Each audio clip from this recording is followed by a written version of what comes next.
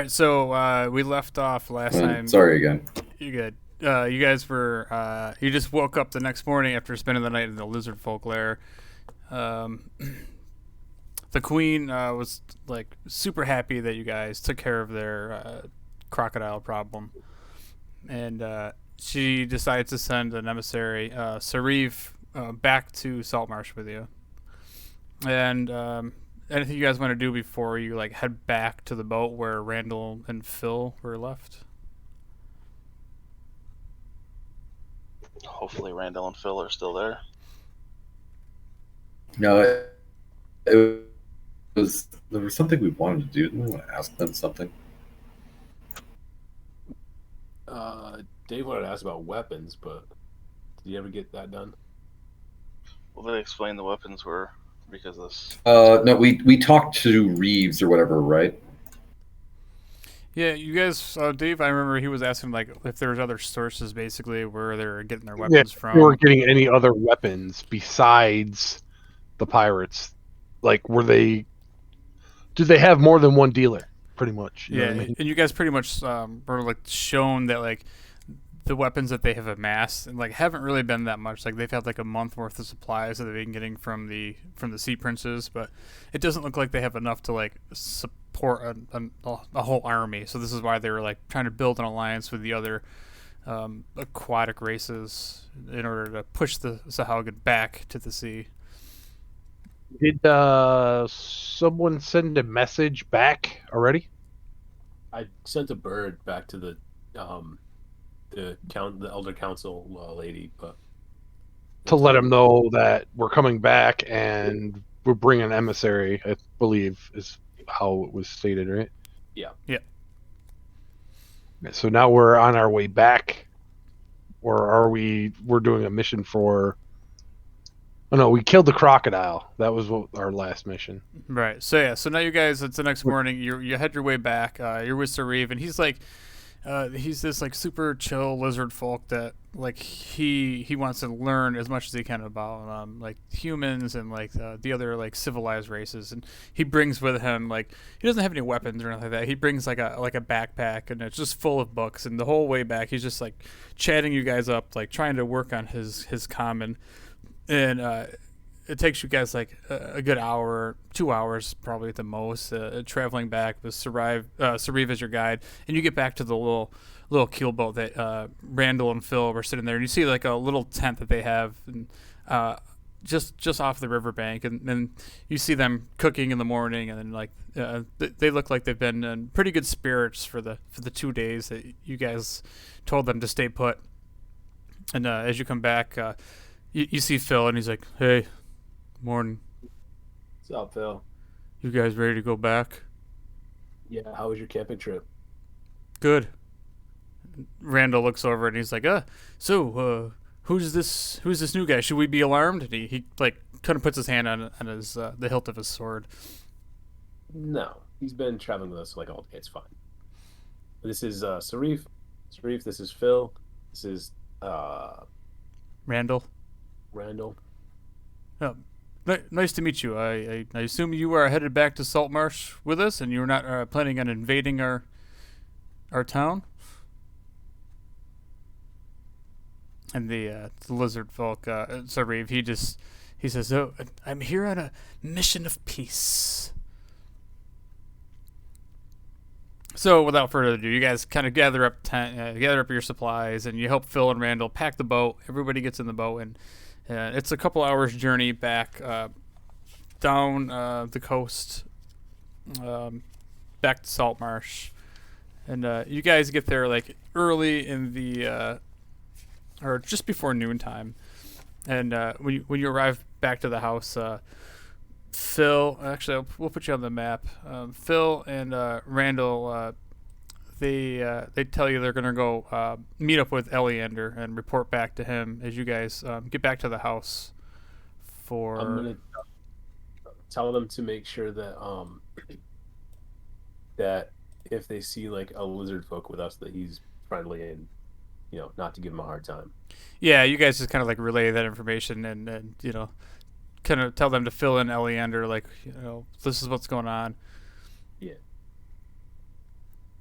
All right. So as you guys get back to the house, Hedgewick is there to greet you at the door, and he's like, good morning, sirs.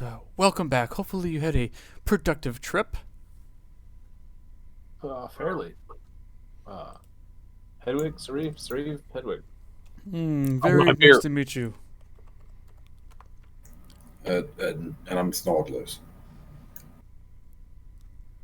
Oh, we've met, haven't we? Yes. Come on in. Everything seems to be in order, but the weekly dues are due. The workers are getting a little annoyed that they have not been paid. So you guys. That would be annoying. I see why they'd be frustrated. I'm just gonna take care of it for this week. How much do I owe the workers? Okay, this is not the picture of Hedgewick that I wanted. That I just put on the map. It's it's some girl. That's definitely not what Hedgewick looks like. Some blonde chick. That's not what I was picturing at all. Yeah, that's totally not what he looks like, is it? Yeah, I'm gonna go with. Where is he? Sorry, guys. I'm gonna give a visual representation of Hedgewick. Nice. Yeah, that's a little better. Okay, so you guys, if you recall, see, we're gonna just probably make you guys pay your week wages or your weekly dues. So a week is 10 days, and it was 2 gold a day from each of you to maintain the property. So 20 gold apiece. Whatever way you guys want to like split it up. If you don't want to all each pay 20 or whatever, that's all up to you. We're throwing 20. Sure. Yep. Subtracting 20. Okay. Everyone subtract 20. Same. Well, I'll do 40 because what's his face isn't here. Oh. Oh, for Meglar. Yep. Just to make it easy. Okay. And then. So I'm also Hedgewick gonna- like takes everything, all the money from you guys, and he lets you know some of the things that you asked for. I have compiled them into this list, and he opens up his vest pocket and he pulls out this small scroll and he unravels it and he goes, Master Vossen, the work has begun in the basement for the things that you requested. Then he says. And the gravedigger said he is available at any time. He was expecting a meeting with you gentlemen 2 days ago, but I told them that we'd have to postpone this meeting. But he is available for a chat at any time. Snodless is confused. Is this related to Vossen's thing? And like glaring at Vossen. I don't know why I needed a gravedigger to brew beer. Oh, that's what you're doing? Snodless is interested, but not nearly as caring. Sorry. I just want the good shine. That's all. Endless supply. Does Hedwig get paid out of the gold we gave him, or does he get paid separately? He will just be part of the cost of the guild. Okay. I mean, assuming like at some point you guys might want to like, supply more money to the coffers of the guild in order to like make upgrades or certain things that you might want to decide to spend money for. So, Hedgewick would be the person to kind of like take these funds and be the treasurer ultimately, and you tell him what you want, you give him the cash, and he will arrange in town for ways to We're gonna satisfy. have to get him a strong box. Yeah, I'm gonna. Yeah, actually, I want to have him commission a strongbox, and then I'll give him money for that, and I'm gonna give him also like a week's wages in case we disappear into some dwarven mines for a while and don't come back out for a little bit. Once we get the strong box, we can all put essentially however much you want at that point, because unless we bring him with us, which I don't think we will. Hedgewick looks up and goes, I'm not quite the adventuring type anymore. Perhaps in my younger years, but I don't think I could keep up with you, young gentleman. How much do you want to have a box commission, or do you want us to do it? And actually, I think there was like a whole bunch of Foot Lockers and strong boxes in the cellar, so you guys could just like compile those and decide put them in a certain room, and then that will be an entrusted room, locked in key. That maybe you entrust one or two people with the keys, but Yeah, I think we also have like a arms room we were gonna make, like a supply room.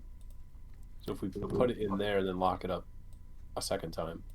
You Sure. guys can just let Yuri hold all the gold. It'll be safe with me. I'll let you hold this bottle of wine. No, don't trust him with the wine either. All right, so Boston, you make your way downstairs to check out your new still, and this little halfling comes up to you, and he like holds his hand out to you, and he says, Pinkerton Ferndazzle the Fifth, at your service, sir. Yes, everything is right on schedule. And you look over, and he's got this big old still, and you see it, cooking away at this moonshine. So it's been cooking right along with like the supplies that you had. So right now, your still will produce a gallon of whiskey a day. Assuming you have 8 gallons of wheat mash per day to yield this gallon of whiskey. So at some point, we'll just like, if you want to like continue like producing whiskey in order to fill these casks, like I'll just I was gonna do we'll a just money put that amount. in your like monthly your Yeah. like weekly dues or whatever. Yeah. I mean, so it's only one. You just let me know how much it would be, and then I'll figure it out. Yeah, because it's only 1 copper for a pound of wheat. So, and you need a pound of wheat. So you need 8 gallons of wheat mash a day for a gallon of whiskey. So basically, it's To going to the cost barrel. you. So you get like a small cask, a little cask, a gallon a week. So it's going to cost you 1 silver per week for your supplies, and then another silver a week for distilled water that Hedwig can bring in for you. So it sounds like you need to up that to about 5 gallons, because that's 5. Because then it just comes to like a solid gold a week.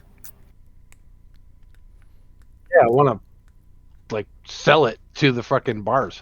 Yeah, we totally could, because like I said, you can do I think I have to buy more distilling stuff. I think we only have one set. I think.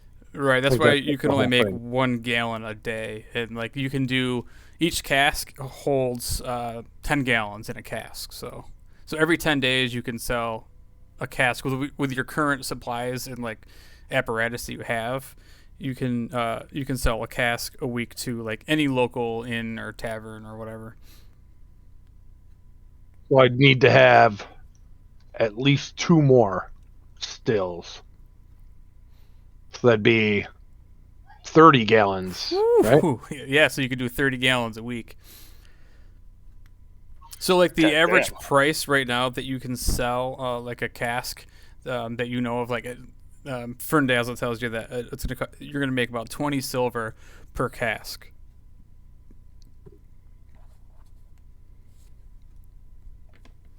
20 silver per cask. And how many casks will I get out of 3? 30 gallons? 3 casks. So yeah, 3 casks. It's 10 gallons a cask. And it's only costing And I you get- 2 silver a week for the supplies. So, That's chump change. but like I said, it's going to cost you a little more gold to like purchase another like distilling 2 set more and stuff. yeah. distilling sets. and Right. stuff. All right. Well, I'm gonna sit here and go over shit with my little gnome dude while everyone else is doing their shit, and I'll look up prices for buying more distills, and I'll give the cash to Hedwig. Sure. Yeah. So Pinkerton Ferndazzle the Fifth is like your little apprentice that's gonna help you keep track of the Pinkerton? still. Hold on, I gotta write this down. I'm not gonna remember that name. Pinkerton Ferndazzle the Fifth. I love gnomish names. They're fantastic. Did you say Furdazzle? Snog. Ferndazzle the Fifth. Hi, Snodl is Ferndazzle like the Fifth. the 5th. Snodulus likes the fifth because isn't that also alcohol related? Yes. I put him under my other as Pinkerton Ferndazzle the Fifth is my brewmaster. Aha, the brewmaster. All right. So as you guys are down there, Hector, you also go down there and check on the potions that you left brewing. So, yeah, the potions that you left. You look down and you see. I think you made 2 health potions.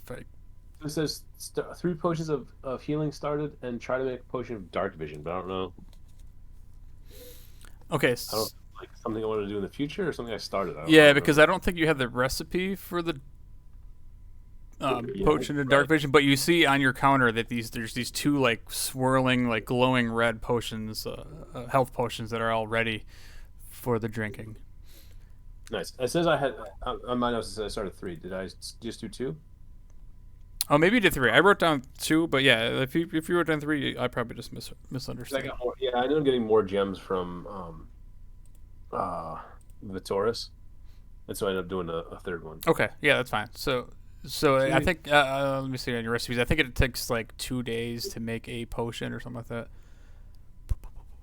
I reorganized everything in my journal, but now I can't find everything. It's great. At least it's organized. Aha, there it is. Okay, yeah. So I got your recipe book here. Oh, so it only takes 1 day. So yeah, so they were ready. Nice.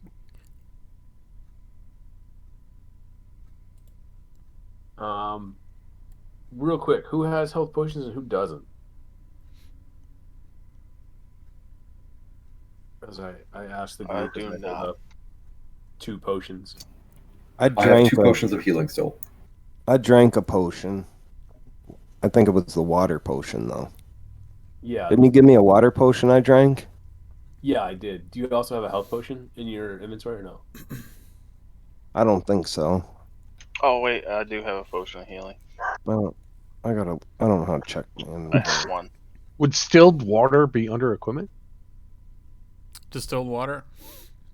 I don't think it's an actual item. It might not be an actual item in D&D Beyond. And Hector, like the same thing for you. Like if you want to just get yourself, spend a silver and just like have a supply of a gallon of distilled water every week towards making potions, because everything's going to take water and gems and some sort of other ingredient. You can do the same. I'm gonna need 3 gallons, right? Yeah, you're going to need 3 gallons. Yep. To How make much your... water did it take? Sorry, go ahead. I didn't mean to interrupt. Oh no, you're good. So you're asking how much water did it take? Yeah, so technically you only need 1 vial worth of water per potion. So like 8 ounces ish per potion. Yeah, so it's probably like 8 ounces. So I don't know how many ounces are in a gallon, but 16. 126. Is there? Say it's 2 silver a gallon of distilled water. No, it's only Or one silver. Okay, 1 silver. But you want 3 gallons, so it's going to cost you Yeah, 3 yeah. silver. 3 silver.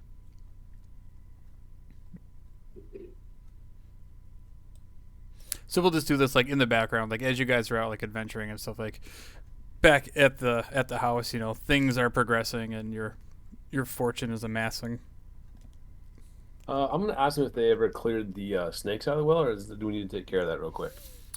So Hedwig follows you down the stairs. He goes, "Pardon me, did you say snakes in the well? I wasn't aware of this. I've wondered why the water has been tasting kind of funny." Yeah. Hey, who wants to come deal with some snakes real quick? Snodulus can do it. I thought that you just normally did that like it was a snake tea. Sorry. Yeah, I don't remember how big these snakes were. I might be able to just go like rip them apart by myself, but I don't. Snodulers can do it. All right, let's go. Oh, Yuri, here's a health potion, and I hand you a health potion as we walk away. I'll go with you. How much wheat do I need for the week? Let's see. So you need it. It says one. Bro, there's not gonna be any bread for like 100 square miles. Yeah, right. All right, so you need a pound of wheat, and then a pound of wheat a day will make you 8 gallons of mash. with your distilled water. So you need a pound of wheat a day. So Per day? Yeah, but that's like super So cheap. That's one, like a so pound it's- of wheat is 1 copper. So Yeah, no, I'm just trying to get the number. So pound of wheat a day makes only 8 gallons. So is that going to F my overall? Or does the mixture of distilled water and wheat yeah, so it gonna takes a equal out lot to more 10? mash to make the final product. So it takes 8 gallons of mash and water mixture just to yield 5 gallons of whiskey a week. Or not a week. I mean a day. Sorry. No, sorry. It's 1 gallon a day. I can't even read my own writing. How do you add a health potion? Can you add that to your? So in a week, I'm only getting 7 gallons. In a week, you're getting 10 gallons because it's a 10-day week. Okay. So 1 pound a day gives me 8 gallons. 3 gallons of distilled water gives me 30 gallons. Right? Yep. So it's like 10 copper, 2 silver. For well, and you multiply that by 3 for where you're going to cost a week. So it's like 6 silver and whatever I said. So I would need 30 bags of wheat per week. Yeah, 30 pound 1 pound bags of wheat. Health potion, Yuri. You should be able to just look at your character sheet.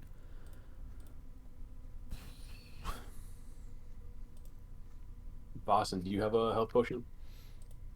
I do not. I'll give you though, because Vitoris, you said you have one, right? Yeah, I got one.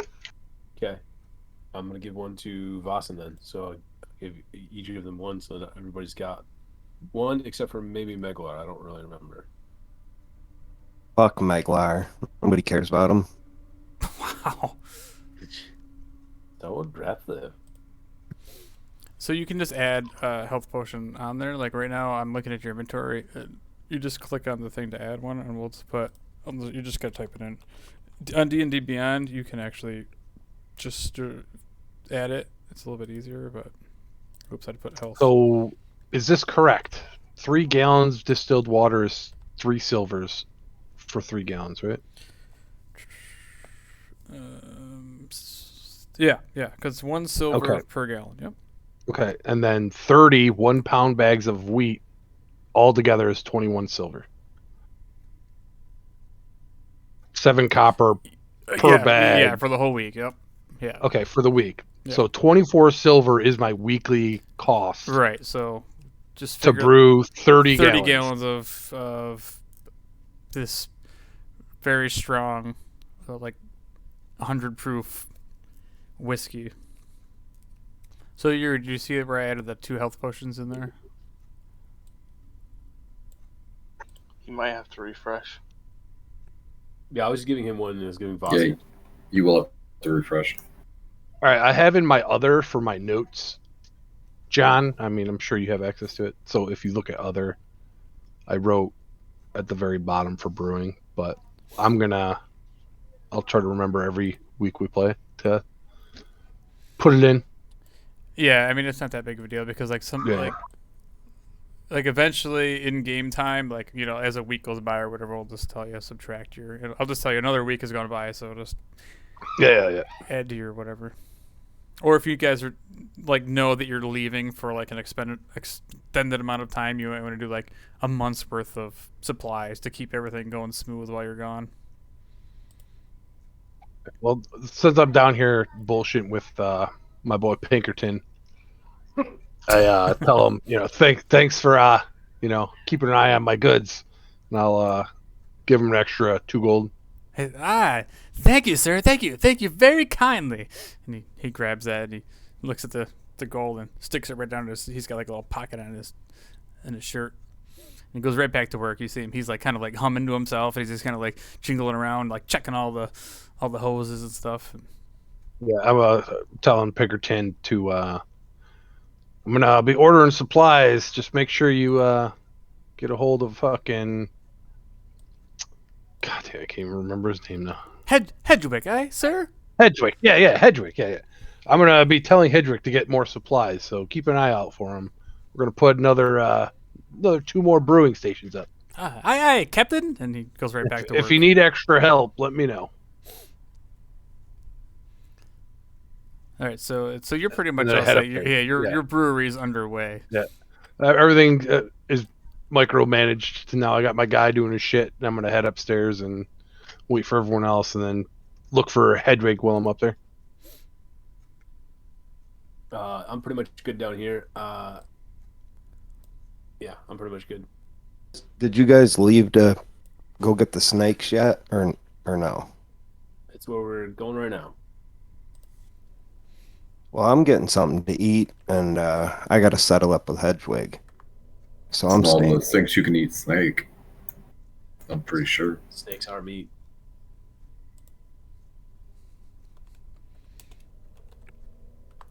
No, I'm good. How long ago did you guys leave? Not They long haven't ago. Long ago. Or you're on They the way haven't out? left yet. Following you up. Oh, all right. As I come up, I'm gonna be like, "Yo, where the hell you guys headed? You look like you're in a rush to go somewhere." Yeah, remember there was like snakes in the well we never took care of?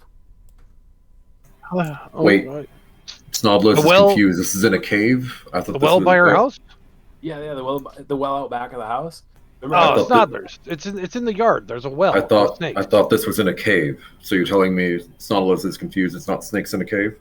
No, snakes in a well. Snakes. You almost fucking did it. In a mother effing well. All right. I continue up the stairs as I am bullshitting. And as soon as I get to the top, I'm like, Hedwig! Like screaming through the whole house. Coming right away, sir, right away. And he stops what he was doing and he comes running towards you. What is it? Is this something you need? Yes. You're doing a great job. But I need you to take some of my money to buy some more supplies. Okay. So he unrolls from his other jacket pocket, his vest pocket. He pulls out another blank piece of parchment and he grabs his pen off the table and his quill and he's like, "Okay, I'm ready. What is it you need?" Here's 40 gold for 2 brewers kit. And then I need 3 gallons of distilled water and 30 1-pound bags of wheat. That should be around 24 silver. So I'm giving you 40 gold, 24 silver. Oh, excellent, very excellent, sir. This is shaping up nicely. I will send the workers at once to town to collect these supplies. And thanks for your work, and I toss him a gold. Excellent, sir. Let me know when I go through this stuff, and I'll re-up every week. Except it won't be more brewers kits. Right away. Vassen's chain of breweries has a nice ring to it. Let's not go too crazy about that yet. Vossen spirits. Where do you plan on selling these casks to, if I may ask, sir? Well, I know you're real busy, so I was going to look for someone in town to ask around about the bars if they want to try some of this shine after the first batch is done. I'll get a drop off a small cask of it here and there. I would hope you were not planning on selling it to that scumhole empty net tavern now, would you? Ah, we'll see. Money talks. Who owns that place, by the way? I don't know. Some shady individuals. I don't go there, but when I was working with Eleander, none of the men would go down there. Typically, we would stay away from the pirate activity. Yeah, if you'd like a nice bar that has a little bit of a fishy smell, but you should go try the Hannah. I know that bar. Oh, you've been there. Oh, excellent. I've frequented all these bars. Oh, the Snapping Lion Inn and Tavern is a wonderful establishment.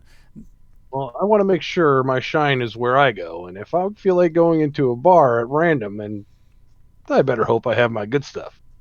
I see. Maybe fill a gourd for the road. Yes, excellent, sir. Yeah, indeed. All right, good work. If you can, I know you won't have time, but if you fit it in there, ask around. Let me add that to my list. Okay. We got a well to clean out. All right. So who's headed out to the well? Head for the backyard. Same. Yep, going to the well. I'm gonna wait till everyone goes outside and pull Hedwig aside and This place still looks like shit. Yeah, I haven't upgraded this map yet. I like it. Oh, I also need to talk to Harold. Harold. Whatever his name is. Fucking Hedwig, get with it. Nope. I will always get that wrong. It'll start with an H usually. Harry, Hardtack, Harold. Probably be one of those three. All right. So who's headed out to the well? Everybody's going. Snodless is But going. it's already got water all the way up to the brim. Good thing we can breathe water for the next day. I can't. What? I can't breathe underwater. Oh yeah.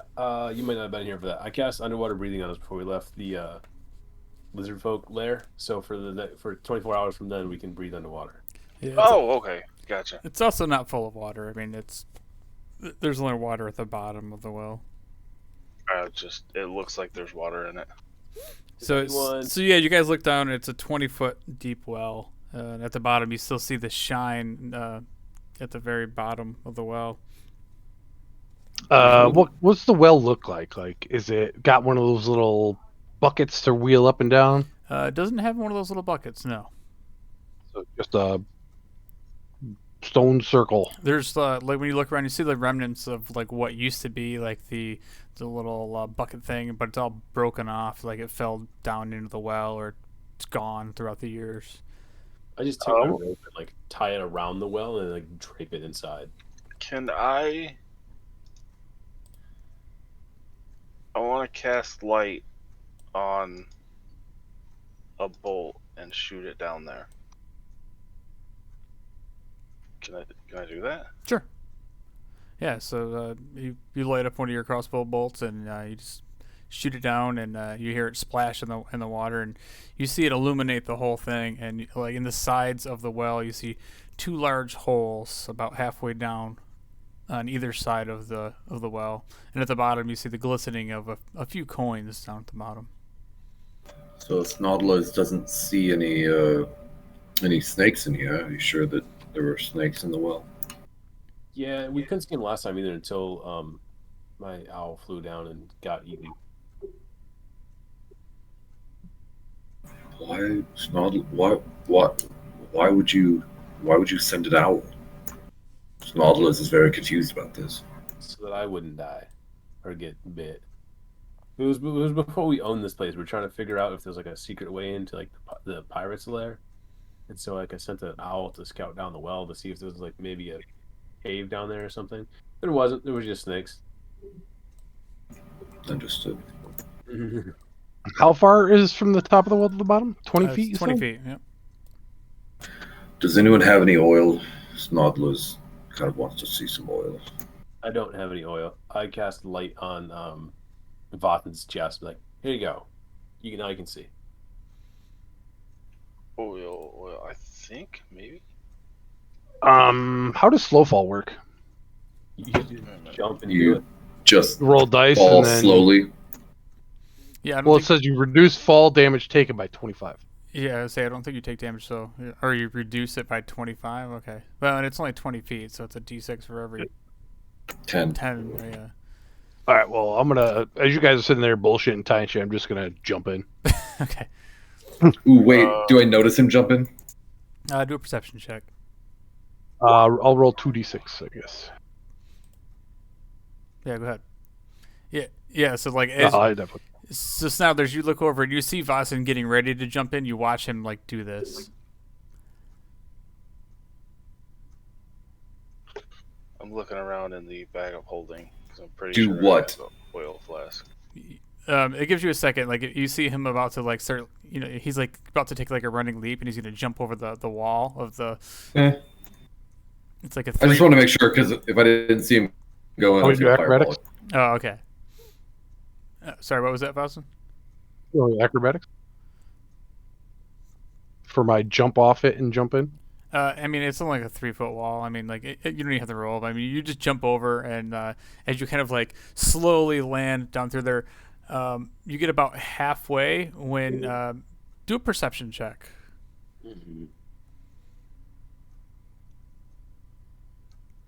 Okay, so you get just about to where those holes are, and you see the head of the snake and on the hole to your right as you're just passing by, and but you like float like seamlessly, like quietly, right past the hole, and just as you pass it, you see this thing's head just start coming out of the hole.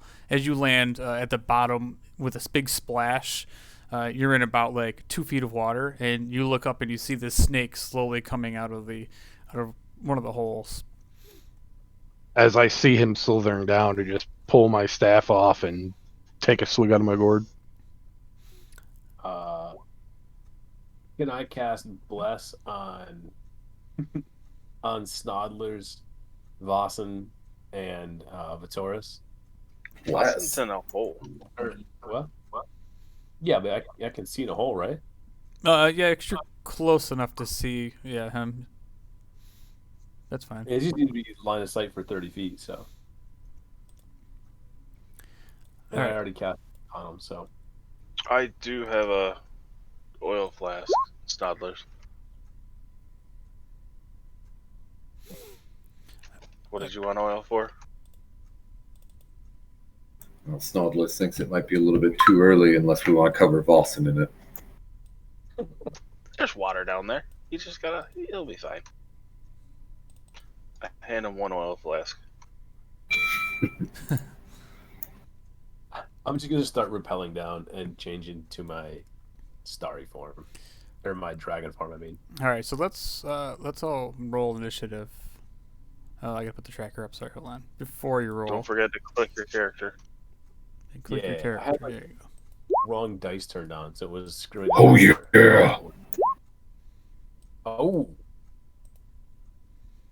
Oh damn. Bringing up the rear per usual. I finally rolled in the double digits for initiative. I'm happy. And you're blessed. Doesn't count with initiative, does it? No, it's just attacks and saves. Yeah. But you get multi-attack now, so it applies in all of your attacks. You get a D4. Although, do be aware that initiative is an ability check, a dexterity ability check. So anything that increases your ability checks actually would work on initiative. Right, but I don't have enhanced ability prepared today, so. Not that it mattered for this instance.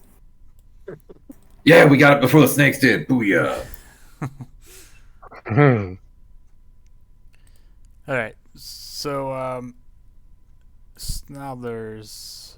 Oh wait, yeah. So Snodlers, you see the snake as you kind of like peek over. You're like kind of on your tiptoes, and you're looking over the edge, and you see the head of the snake coming down towards Vossen.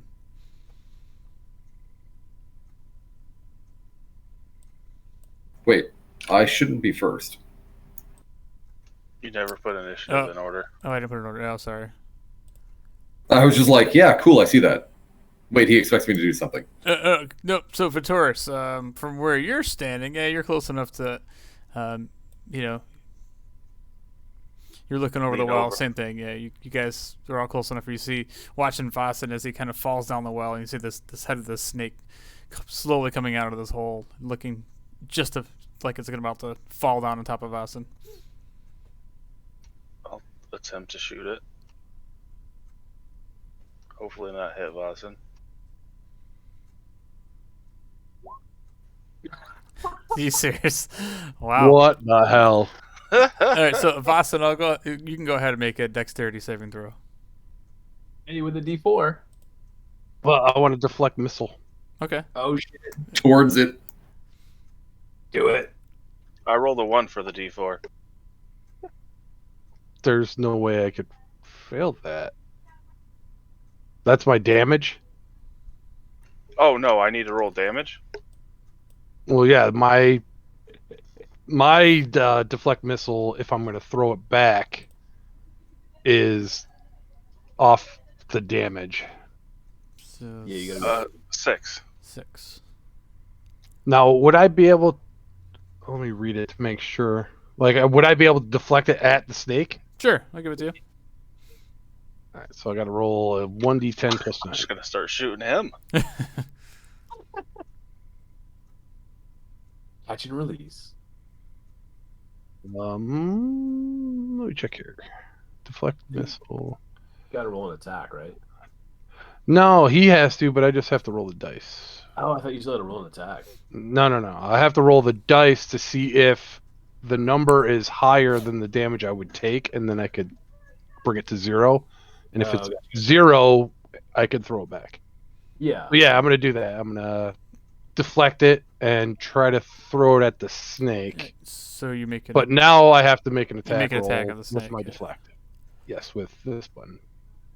13. So that misses. Oh. So yeah, so Vittoria shoots down there, and as you're looking up, you see this arrow come straight at your head as you kind of like jump in the air and you kick it in the air, and you kick it back towards the snake, but it just goes wide of its head, and it just bounces off of the side of the well. Oh wait, you get to add a D4 because attack. Oh, that's right. That's okay. So as you kick it and it bounces off the side of the well, it comes back down and hits the snake in the back of the head. Go ahead, roll damage. What? For 5. Nice. Wow, two ones in a row. I might have to relog, boys. So I hit it for 5 with deflect. Hey, so this thing, like, the arrow definitely... We both hit it for 5. It is like a team effort.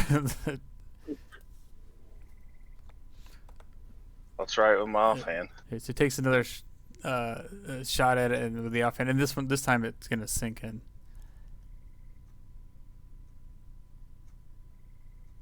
Do I get sneak attack because Vasan's down there? Yeah, but Vasan's about 10 feet away. 5 feet. So. Yeah. Oh, well then no, then 4. All right, so you do another 4. So this other bolt just gets stuck, pinpoint accuracy, almost in the same spot as the last one. Hit him. And then that'll be it. Okay. All right, Snowlers. Now it's your turn. Yay! Fireball. We rested since we leveled? We did, right? Yeah, yep. Oh, All right. weird. Then why am I only at 36 hit points? You're at 36? I'm at 33. I'm not at max hit points. I have Bless as well, right? Yes. Yeah. Yeah, because I realize you're starting to make like attack rolls, so I just decided to bless you instead of me because that just makes more sense. All right, so then do I see one snake or two snakes? You just see one snake. I want to make that snake disappear.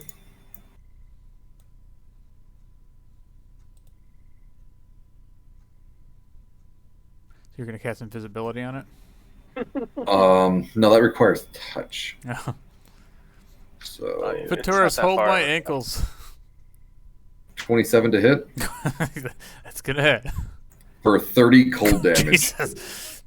So Vasan, you look up as this orb of ice cold energy hits the snake, and all of a sudden you see it just like start crystallizing, and it just shatters. This ice just shatters above you, and all the little shards come falling down on top of you.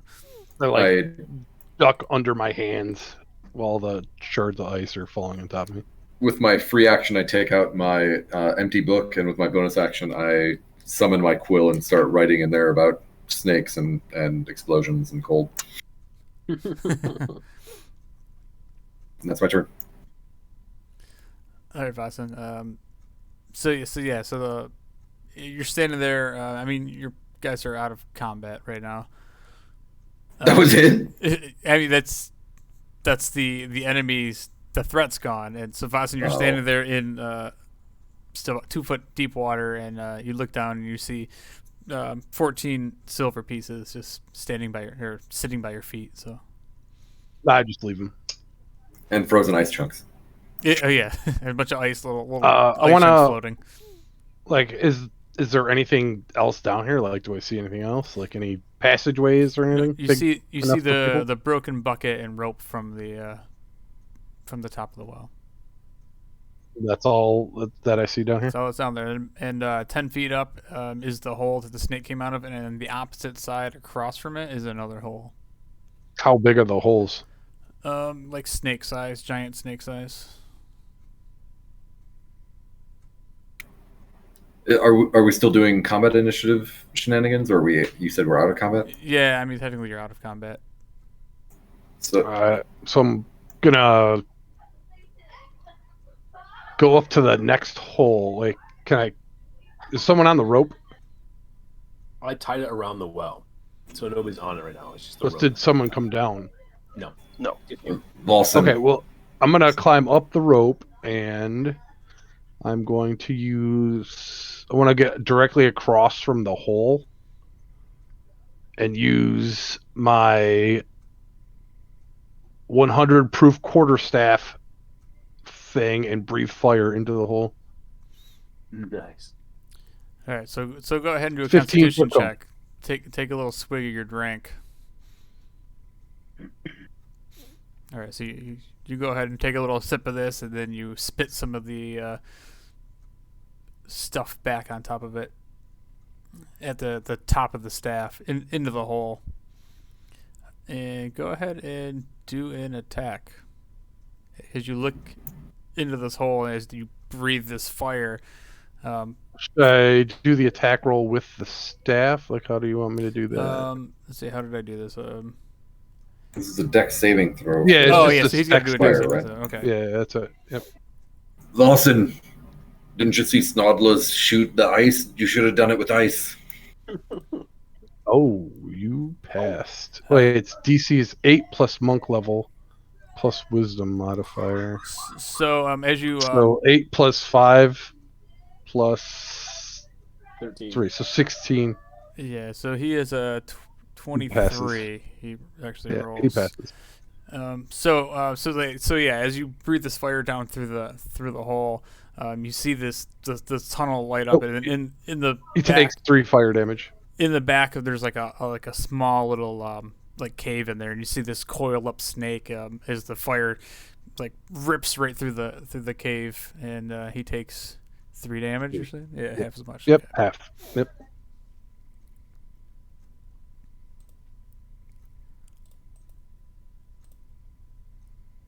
And that is my action. I'm going to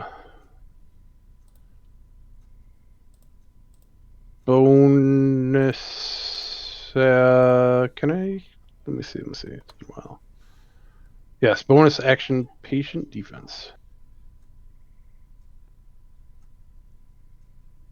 Wait, does that count as an attack with my weapon? Because that would make a difference. So I don't think I can do it without making. It, Wait, no. Patient defense is bonus action. yeah, so Yeah, that works, right? So, but 'Cause the that other was one's a my bonus action to do that.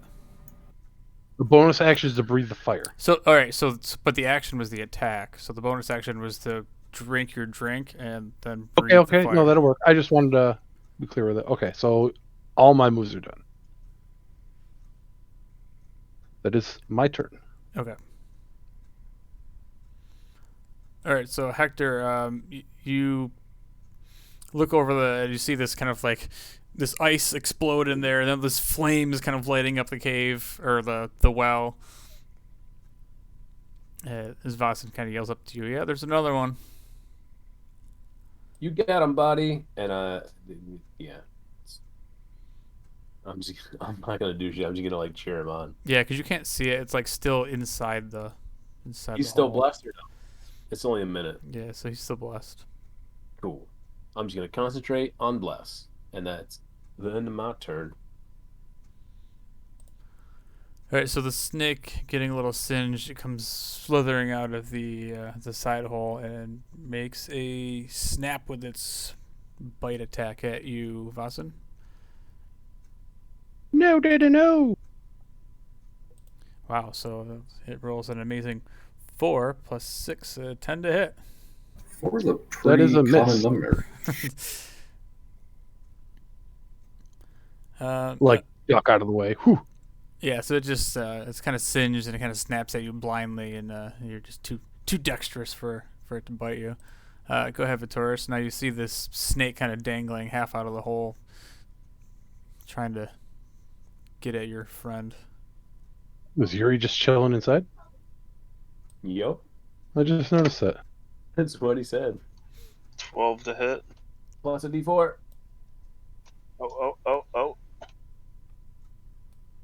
Oh, 15 to hit. Yeah, so that's gonna hit. Is it next to Vasan? So now it's next to Vasan. So yeah, because he's at the same level as it. So 13 damage. so yeah, you just Thank put God a- it's not a miss. you just put a bolt right through the back of its head, and you see the whole thing just kind of fall out of the hole and land right in the bottom of the well. And big old splash, blood starts filling the water at the bottom of the well. Somebody needs to clean that up. Not it. I'll, like, since I'm already on the rope, I'll, like, slide down, pick up the dead body of it, and climb up the rope. All right, do a strength check. Nice. Goddamn. So you easily just kind of grab a hold of one hand and manage to shimmy your way up the rope. Vitoris helps you when you get to the top, and you bring up the dead snake. And I toss it down next to Snod. There's some food for you. Snodlers didn't want food. all right, so back in the house, Yuri, what were you doing? So by this time, the guys are out there fighting, and I have no idea what's going on in the house. I've raided the kitchen, and I come back to the room that Hedwig is in, chewing on a big old turkey leg.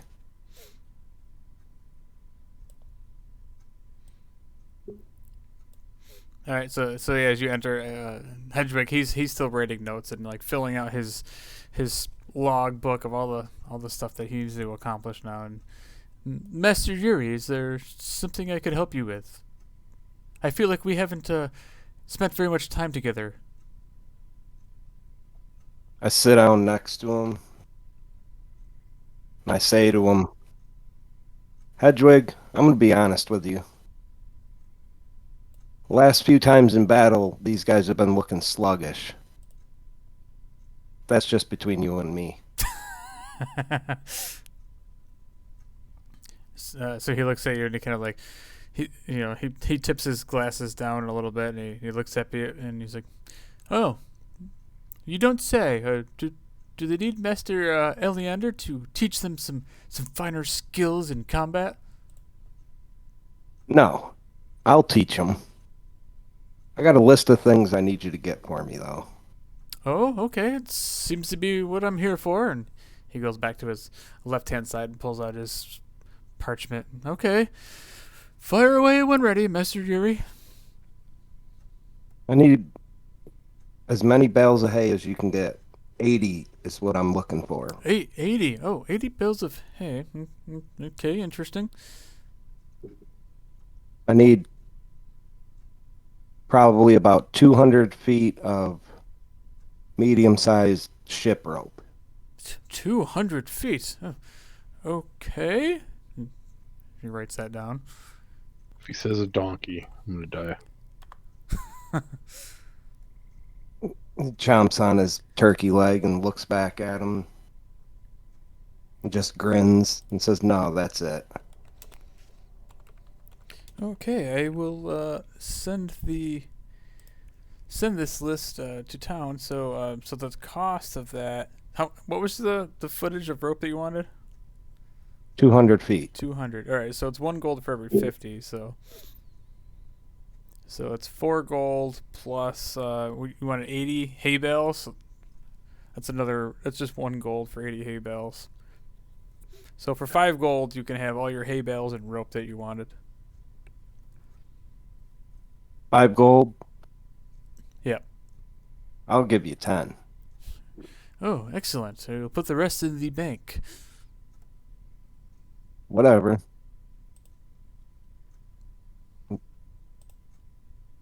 So Yuri gets up and starts wandering out towards the backyard to see what's going on.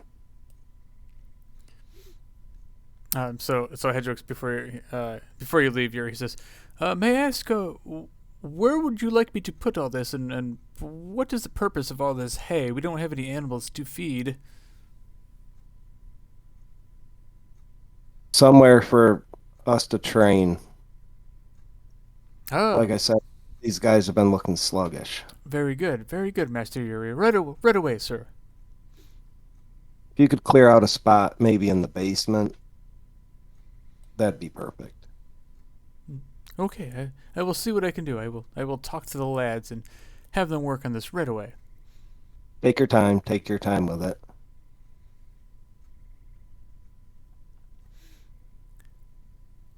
All right, so you head outside and you see the congregation around the well.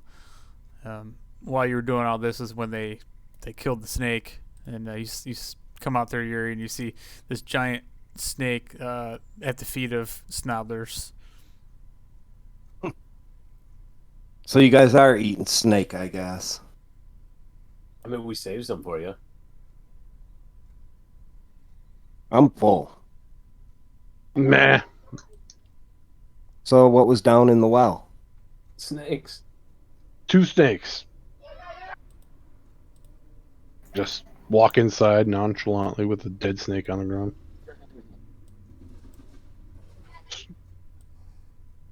Small dwarf didn't think it was that big of a deal.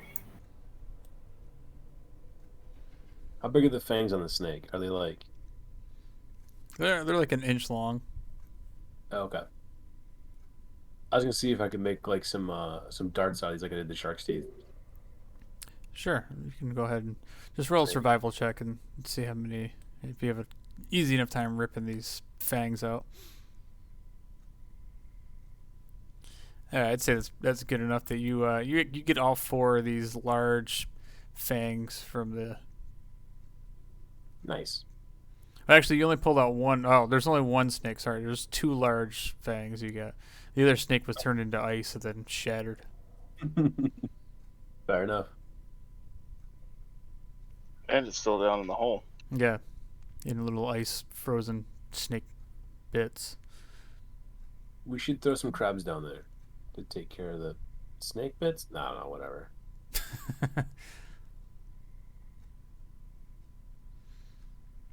So a little while goes by. You guys are kind of like resting and just kind of like taking a look at the place and seeing how things are shaping up. And a lot of the help is busy, and they're all glad to see you, and especially because they're all getting paid now. And a little while later, a knock on the door comes, and Hedwig goes and answers the door, and Eleander is standing there at the door, and he says, "Travelers, I'm glad you made it back. I've gotten wind that you have an emissary from the lizard folk colony. Apparently, they are not the threat that we thought they were. Perhaps we should speak on this on the at the council." Yeah. Are you guys ready for us? We'll make our way to town. Yes, the council wasn't planning on having a meeting today, but of course I can get everybody to arrive by blowing the horn for the start of the meeting. So then he kind of like looks side-eyed over at Sareev, who's standing there, who's just like, "Hi, how are you?" And he's like, "Okay, I guess we're doing this." Just introduce them. Sareev, this is Eleander. Pleasure to meet you, Sareev. And Sareev's like, "Yes, pleasure as well." And Eleander kind of looks puzzled, and he says, "Okay, maybe we should head to town. Are you boys ready?" Ready as I'll ever be. I'm ready. I'm down. Snarlers ago. If it makes sense, I could translate too. All right, so you guys make your way back into town, and Eleander just kind of shoots the shit with you as you guys make your way back to the town council building, and he says, it'll just take a minute. I'll make sure I call everybody to the meeting." As you guys enter, remember this is a fairly large room with a big table at the end of the room. And Eleander goes to the second floor, and you hear him sound the horn, the loud foghorn. And you guys kind of all wait a couple of minutes, and in walks Gellin and Ida and Anders, I think was his name. I always forget his name. The 3 council members, they show up, and they all look surprised at first to see this lizard folk standing there, and they all kind of like tiptoe kind of awkwardly around him and take their seats at the head of the table. Do I notice everybody leave from inside the house? Did you notice Well, yeah, because I went inside after the whole snake thing. Yeah, I thought we did as well. Yeah, I'm assuming you guys all, All right. met up. All right. And I just wanted to make sure that I was They there didn't for. I leave you. thought Eleander showed up outside and was like, "Yo, guys, how did things go?" And that's when you were doing all that, and then you guys, well, yeah, let's bounce, and then just left from the yard. And I was just sitting in the kitchen. Oh no, he came to the front door and right. Hedvig answered the door and gathered everybody up, and you guys made your way to town. All right, we're So Snarlers is confused. The sound, big fog horn. Doesn't that mean that there's going to be a town meeting? You looked very confused that everyone's here. So the town members they come in and they say to the travelers as, "Well, we weren't expecting a meeting, and we honestly weren't expecting to see you guys back in one piece. But is this a prisoner, or you say this is not a threat? Who is this thing in front of us?" Is this Sarif? He's, an I'm just emissary sitting in the background drinking. Of course. for the lizard folk tribe up north. Sarif. Okay, so Edith says, "Well, I am definitely glad to hear that you are of no threat. But what is it you are here for exactly, Mr. Sarif?" And he kind of looks up and he does his best to kind of like make himself look like he's cool. Like, so he smiles, but like he has all these sharp teeth sticking out, and everybody's still kind of like, okay. And he's like, well, there's a growing threat of fish-like creatures we call the Sahaugen. They have intruded on our territory, and we would like to form an alliance with people and humans as yourself to fight them back. And so they all kind of look over, and like the dude Gellin, he's just like, this is some bullshit. Like he's like leaning over and he's like whispering to Anders like I don't believe anything this guy is saying. I mean, you guys don't hear that, but like you can tell that like he's physically like, yeah, he doesn't trust anybody that's a sharp-toothed lizard. So Ida says, "Okay, well, I suppose that if this is a threat that could possibly affect us all, that perhaps that we should sit down and discuss this in a further committee. Travelers, the town bids you thanks and awards you your promised payment." And So she motions over to Gellin, and he kind of sighs, and he goes off into his office and comes back with his large coin purse and divvies out the allotted price to you guys. I forget. I think you guys bartered to get a little bit more than they offered. It was 10,000 gold apiece, right? Yeah, something like that. Well, that was the barter. This was way back in there. Yuri, you know Yuri's the first one to hold his hand out. His little stubby arm out. So, the fish people we did see, right? Yeah. Like that's what we were fighting, right? We didn't fight any of the fish people. We interrogated the prisoner they had, though. But Yeah. but that was one of the fish persons. Right, yeah, that was one. Howler. Yeah, and I forgot that you guys were with Oceanus, and Oceanus, we'll just say that he stayed at the house. He didn't come to the meeting with you because he wants to go back to his people. So, I got to send a letter with him. all right, we'll say that you gave him a letter because I forgot that he was going to go back the next day after he rested the night, and he headed off in the morning once he woke up back to his people. But anyway, yeah. So like you guys do know of what they look like, the Sahuagin, because you did interrogate one of them, and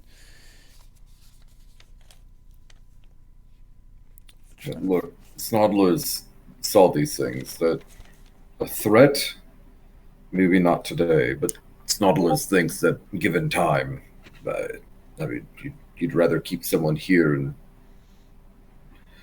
you'd rather do it now than later. Otherwise, Snodlers thinks it could be an issue. We talked to one. so Ida looks down at you, Snodlers. And, well, I'm assuming everything you say is all truth, and we will trust your judgment. We will sit down with this Sariv and discuss terms. So after that point, like Eleander says, I do wish to bring up another important item on our agenda. King Scotty has requested the travelers visit him in Seaton to give his thanks for all the hard work that you have done for the realm as of late. So he reaches into his pocket and he pulls out a scroll with a griffin symbol on it, and he unrolls it and he hands it to Hector and said, "This is the royal seal. This royal seal in paper will allow you to get into the King's Keep and visit with King Scotty." I just take it and pack it away. Do you want me to be here for the meeting with Sarif? I feel like I should one of us should hang around for that as well. If that's cool with you guys. So Ida and Anders, they're like, I think we can handle this. Sarif, you will be our guest. You will stay in town. And Eleander steps in and goes, I will assign 2 guards here to make sure that nothing happens. These meetings might take a few days. So Sarif looks over to you guys and he's just like, thank you very much, my friends, for this opportunity. Stay safe, man. I don't want any... Just be careful.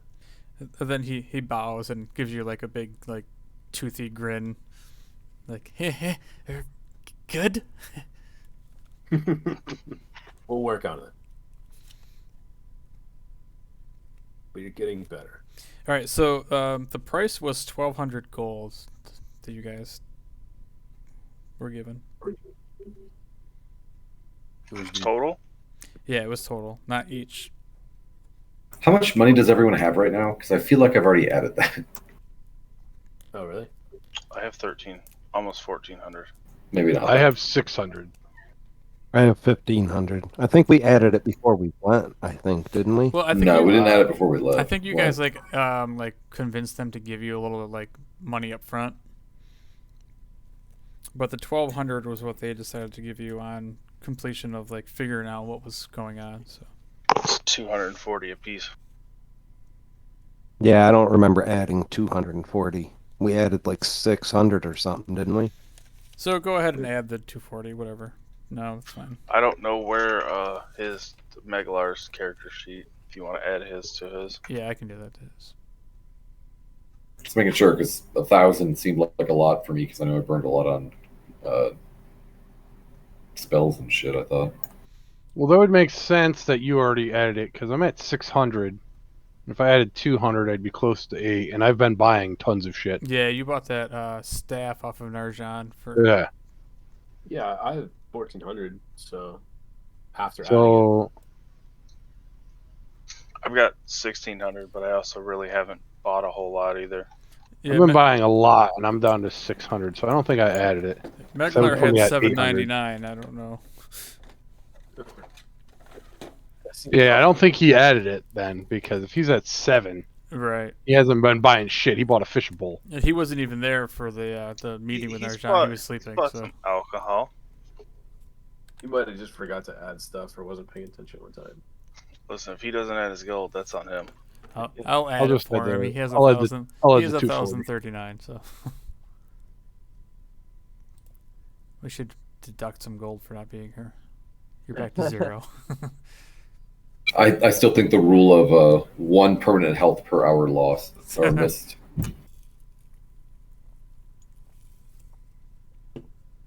Moon would be negative. Almost. So again, Eleander shakes your hands and he says, "Thank you again, travelers. You have really helped our town. When you are ready, I will send Phil and Randall over to your house to bring the carriage to give you a formal ride to Seaton." Look forward to seeing the capital of Saltmarsh. Do we have to go Satan? Then I drink some more. Well, when the king of the nation you're currently in says that they want to meet you, you kind of sort of don't have a choice. I feel like I should buy some fancier clothes because right now I'm basically just wearing pants and like a open trench coat. So Yeah, you might want to fancy it up. So Vossen has a fancy green jacket that he got from the mansion in the beginning. I don't know if you're still wearing it or not, but Fancy lad. I I feel don't think I put it on. So, Did I? and I don't know if you so did. is this? I don't think I'm wearing it. So Snodless needs to know this is like law. When the king invites you, you have to go. Like Snodless has to go. no, it's just Uh, incredibly rude if you don't go. It's just protocol. now there's I'm willing. I think we should just go to the bar. We don't need to go see the guy. Yeah, and Vossen, with that 13, you're starting to to feel a little bit tipsy already. We don't need to go there. I'm just gonna make a stop before I get home, just before we change. See you in a while. That's not going to end badly. I just wander out off to the bar. As I take a quick look at Vossen, is he about the same size as me, or is he? Yeah, I think you guys are about the same size. Yeah. Gonna see if I could buy him a nice coat or something. I'm gonna need to go out and I want to buy some armor and I want to buy some nice clothes. I'm literally wearing the street urchin nasty clothes you've seen me in. This is when you met me. I have not changed. I still stink. All right, so Hector, you go back out into the streets. You remember where all the stalls are and stuff, and you remember seeing like Custer's Goods, the lady that was selling the nice fancy leather armor and stuff. But for the most part, like some of the general goods booths that you see, they're just selling like basic like fisherman stuff. Like you see some like crappy like peasant looking clothing. Nothing really extravagant that like a king would. No king attire. Yeah. Well, I'll see if I can get some fancy armor, and then we'll get some clothes someplace else. Because I know she had some pretty dope armors. Yeah, because that's where Vitoris had bought some armor at one point.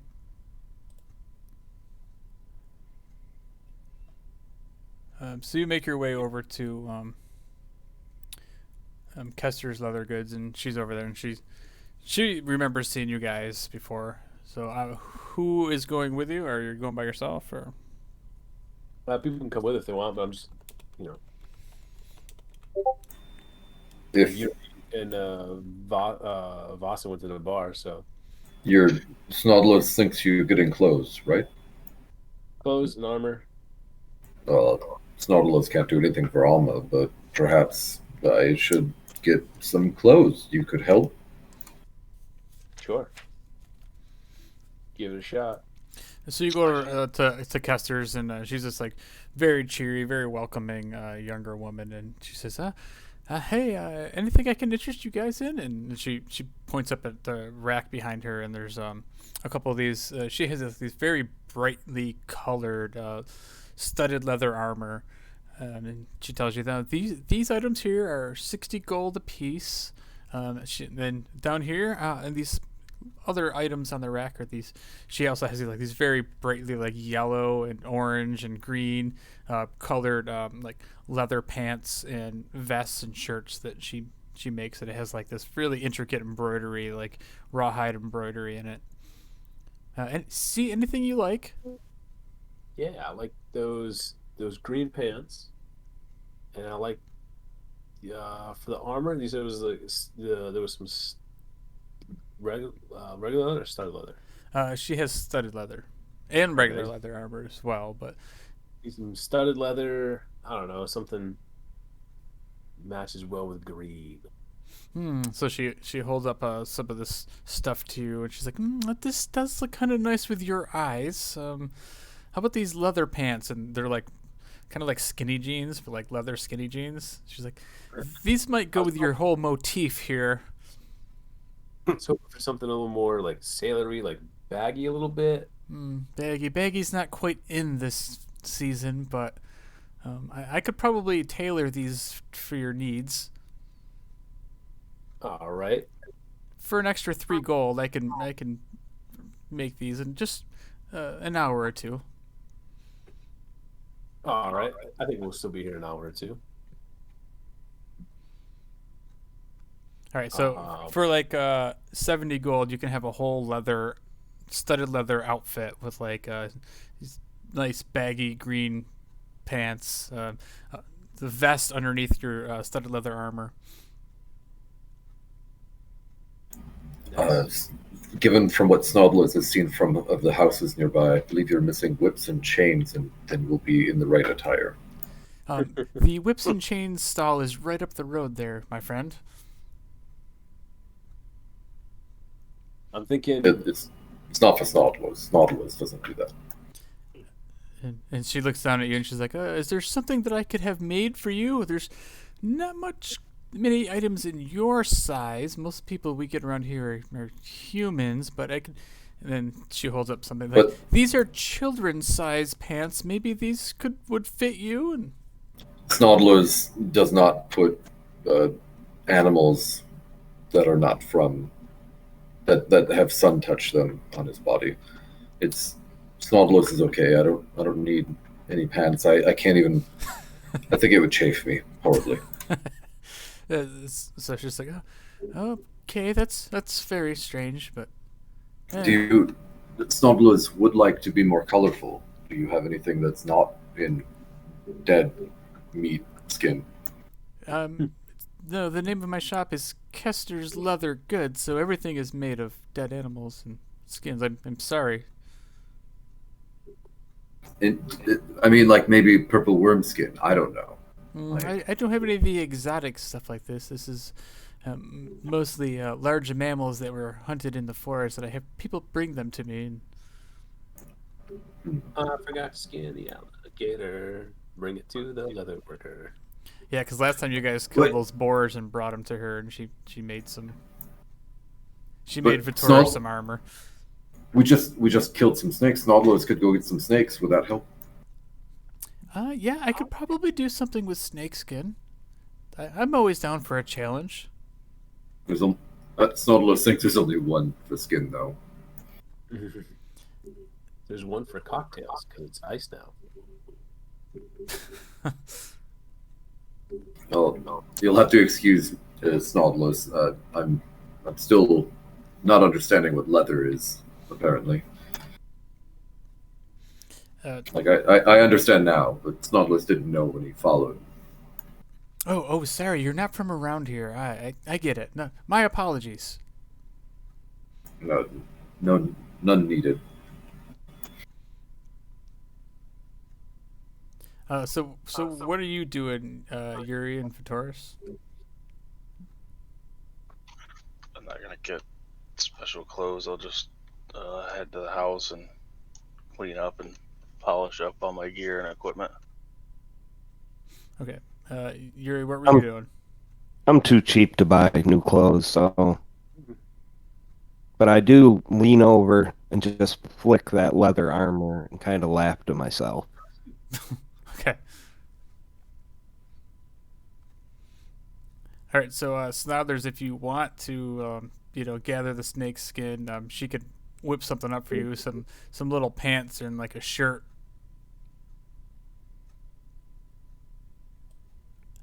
Are you saying this from the leather worker's perspective? Yeah. Like, in mage effect, I'm trying not to wear leather. Okay. Yeah, that's like the only skill that she knows. So. Yeah, no, that's cool. I was following because he said he was getting clothes, so I came to get clothes. Is there anything else you guys want to do before you head back home or whatever? Yeah, I just want to stock up on some darts. Get like 20 of them. And then that's about it. Okay, yeah. So you go down the road to one of the nice. So you get to go. You go down the road to like where they were selling like the fishing tackle and things like that. Where Meglar had bought his fishing pole from the guy that had like COVID, and so you go back there, and the guy's actually looking a lot better, and he remembers you guys, and he's happy to see you, and he also remarks at how like the crime is down and things seem a lot safer around Saltmarsh lately. So he sells you some darts. So I don't know what the cost of darts are, but I'll look at it. I think it's like 5 silver per see. dart. In the background, you could see the Snapping Line Tavern, and I stumble out the door and walk in the alley and take a leak while you guys are shopping. in the middle of the day. Yeah, in the middle of the day, hammered. Just walk out, take a leak, and then stumble back in. And like as you stumble out there and take a leak, like one of the guards, like the city guards, watches you, and he just kind of nods and like turns around as you go to the side alley and just start pissing all over the side of the building. So remember that vendor is like literally across the road. Yeah, it's literally like in the center of town. There is where all those vendors were. Yeah. And then the you just see me out of the corner of your eye, just stumble back up the stairs and back in. Yeah, and the guards, like now that they know you, they're kind of like, okay, you guys are like the local hero, so you get the pass. It's like me and my buddy Varen Oh, Farron, that rest died. in peace. Poured some out for my homie, except I drank it first. Yeah, so darts are 5 copper, so Yeah, so it would be 1 gold for 20. yeah, go ahead. So, are we going to see the king, or do we have time before we leave? I mean, you guys, don't have to go right away if you don't want to. I mean, you were just invited to see the king. And, like somebody said it, Vitoris might have said, it's rude to, not go see him, but, you guys technically, you have some time. Iliander said when you're ready, he'll send Phil and Randall up to the house with the carriage to pick you up. So, Snodless needs to know. I know that you do leather, but is there anyone in this town that does? I believe they call it textiles.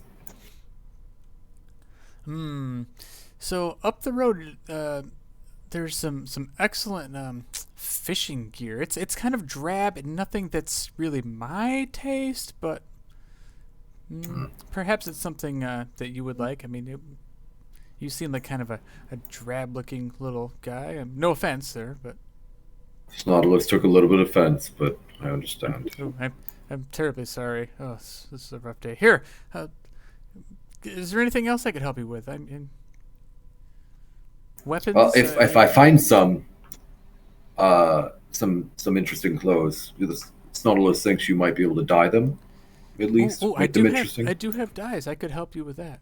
If you wanted some Alright. fancier stuff, you'd have to go to the city to find fancier clothing and something. Nautilus just got confused. You have very fancy things for your dead meat, so I thought there would be other people who have as good of taste as you. Well, I appreciate that, but I don't like calling it dead meat per se. It kind of scares away the customers, but you know. But why would Nautilus use the word taste if it wasn't for dead meat? Well, taste is, well, how do you say this? Something. It's a style. It's, can somebody help me out, please? And she looks over at Hector. Actually, Hector walked off, so she's standing there like awkwardly with Snodler's like looking back and forth. Like, are you sure? Are you sure you don't want to buy something or? No, we're good. Nautilus will leave. Sorry. Oh, have a wonderful day. On the way out, I take out my notebook, and you see me summon a quill in my offhand. I start scribbling as I'm walking. And she's just like, what a weird dude, and she goes back to her shop. Yeah, the only thing, eventually I'll go pick up the armor and stuff, but Yeah, so she said it'd take like an hour or two, and she tailored the armor. So, I mean, we'll just fast forward a little bit, and the armor's ready, and she holds it up to you, and it's this fairly bright colored green leathers, like a matching set. nice. Yeah, I'll put my put everything back on, and then put my like trench coat thing over the top of everything. It's got Yeah, these small like steel little black. They're not really like sharp, but small little studs that are like kind of like an onyx color. They got like this shine to them. It's really excellent like craftsmanship that she does, but it's definitely very. It's not very stealthy. It's pretty bright green. It looks badass though. Nice. Yeah, pay her for it, and do you guys want to go meet with the grave digger, gravekeeper, dude? I guess I go find everybody back at the bar, see if I can find Snodlers, because I lost him in the crowd. Like, look up, look down. When Hector comes in the bar, I'm just at the bar talking to the bartender, all hammered, telling her about my whiskey I'm making, and I had her I'm gonna pay for her to fill my gourd up with the rocket fuel that I had. So I'm sure it's getting pretty low. Yeah, and so Hannah's telling you how she doesn't have a whole lot of the supplies left, that she hasn't been getting any more shipments. Now that there's less pirate activity, she's not getting this like high end like alcohol that's been getting smuggled into the town. But she's very excited for your new business venture. So she's like listening and like very intently, like, oh, look at this. She could see the dollar signs as you're like just drunken, like stumbling over your words, sitting at the bar. Yeah, how much? What does she have? What kind of shit? So she still has a little bit left of that high end stuff. Gasoline. Yeah, she still has one bottle of that left. So All right, I'll buy it and tell her that they're gonna get my first cask when it's done. Yeah, so she's more than happy. It's she charges the 1 silver for the last bottle of her 100 proof stuff that she was getting illegally from pirates. But I pay her the 1 silver for the bottle and 2 silver for tip. Excellent. And do I see Hector come in? Yeah, so as you're sitting there doing this, you don't notice, but Hector walks right up to you, and like you're just so drunk that you just look over to your left, and Hector's just sitting there next to you. We have, yeah, drink. Sure, I'll have a drink. Pour a little bit out of my gourd for you. I like do the thing we have like catch it because he's like almost spilling it all over. Move the cup around to make sure I grab it all. Thanks. So what are you doing? That's a fancy shirt you're wearing. Oh, thanks. Brand new. Where's Yuri and the guys? It smells new. I have no idea. I've been in here with all my friends. And I like fall over against the bar, like wave my arm out like I'm talking about everybody. And then you guys look up and you see like there's a small plaque on the wall it's like a memorial to Varen. I have no idea where everyone else went. What are you doing in here? Did you get a drink yet? I did. Yes, I'm holding it. I guess bottoms up. I just. Ah! All right, Hector, make a Constitution save. Oh. That stuff. Oh, Dang. Hit you hard. So dog. that stuff hits you hard, and like you actually start to gag a little bit as you kind of like throw up in your mouth a little bit, and then like you're like I got this, and you swallow it back down. But Vossen happens to notice this, that like you aren't having an easy time holding your liquor. What's the plan? I plan on drinking until I go to bed.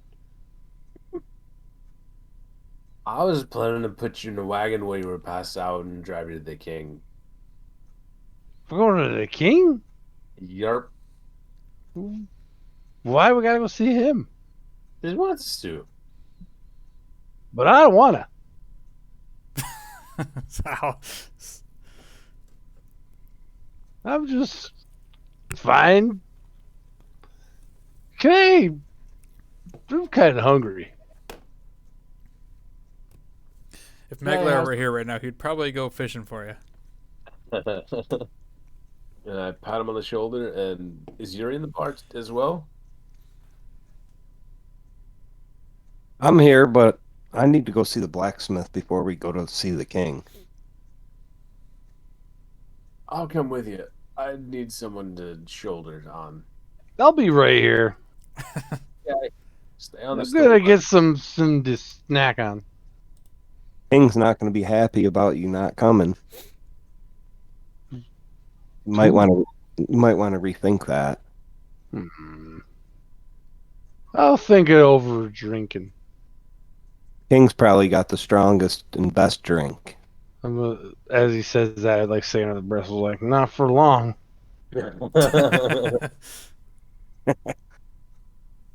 Yuri just looks puzzled. So whenever you're done shopping, you know where to find me. And I just turn around and eat whatever they brought me.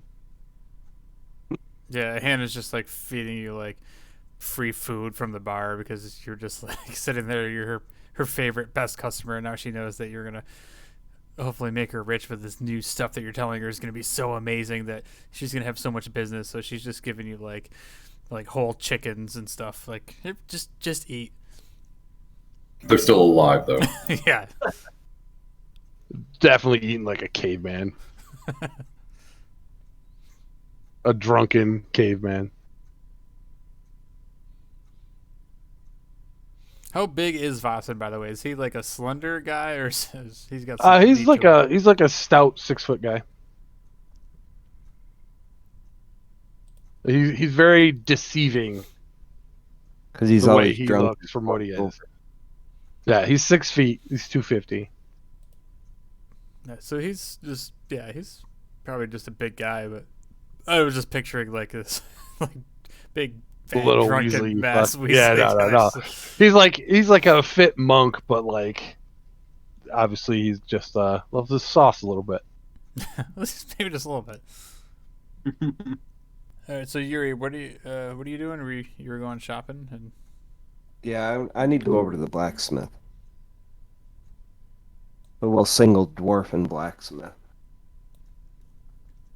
Well, so yeah, you go ahead and make your way or down the town to back to the little mom and pop blacksmith shop that you had visited before, and you see as soon as you come into this like open air shop, you see the young kid there. He's like banging on the anvil, like hard at work, just sweat pouring off of him. Yeah, his mother's not around, but Hey, kid, you guys open? yeah, yes, sir. We're always open, sir. Well, let's go inside. I need a couple things. Yeah, come on in. Welcome to the Dwarven Anvil. Hey, I remember you. But what do you need, friend? I need some mineral spirits, if beeswax, if you got it, and something to shine my shield with. Well, I don't have any of those things. I make weapons.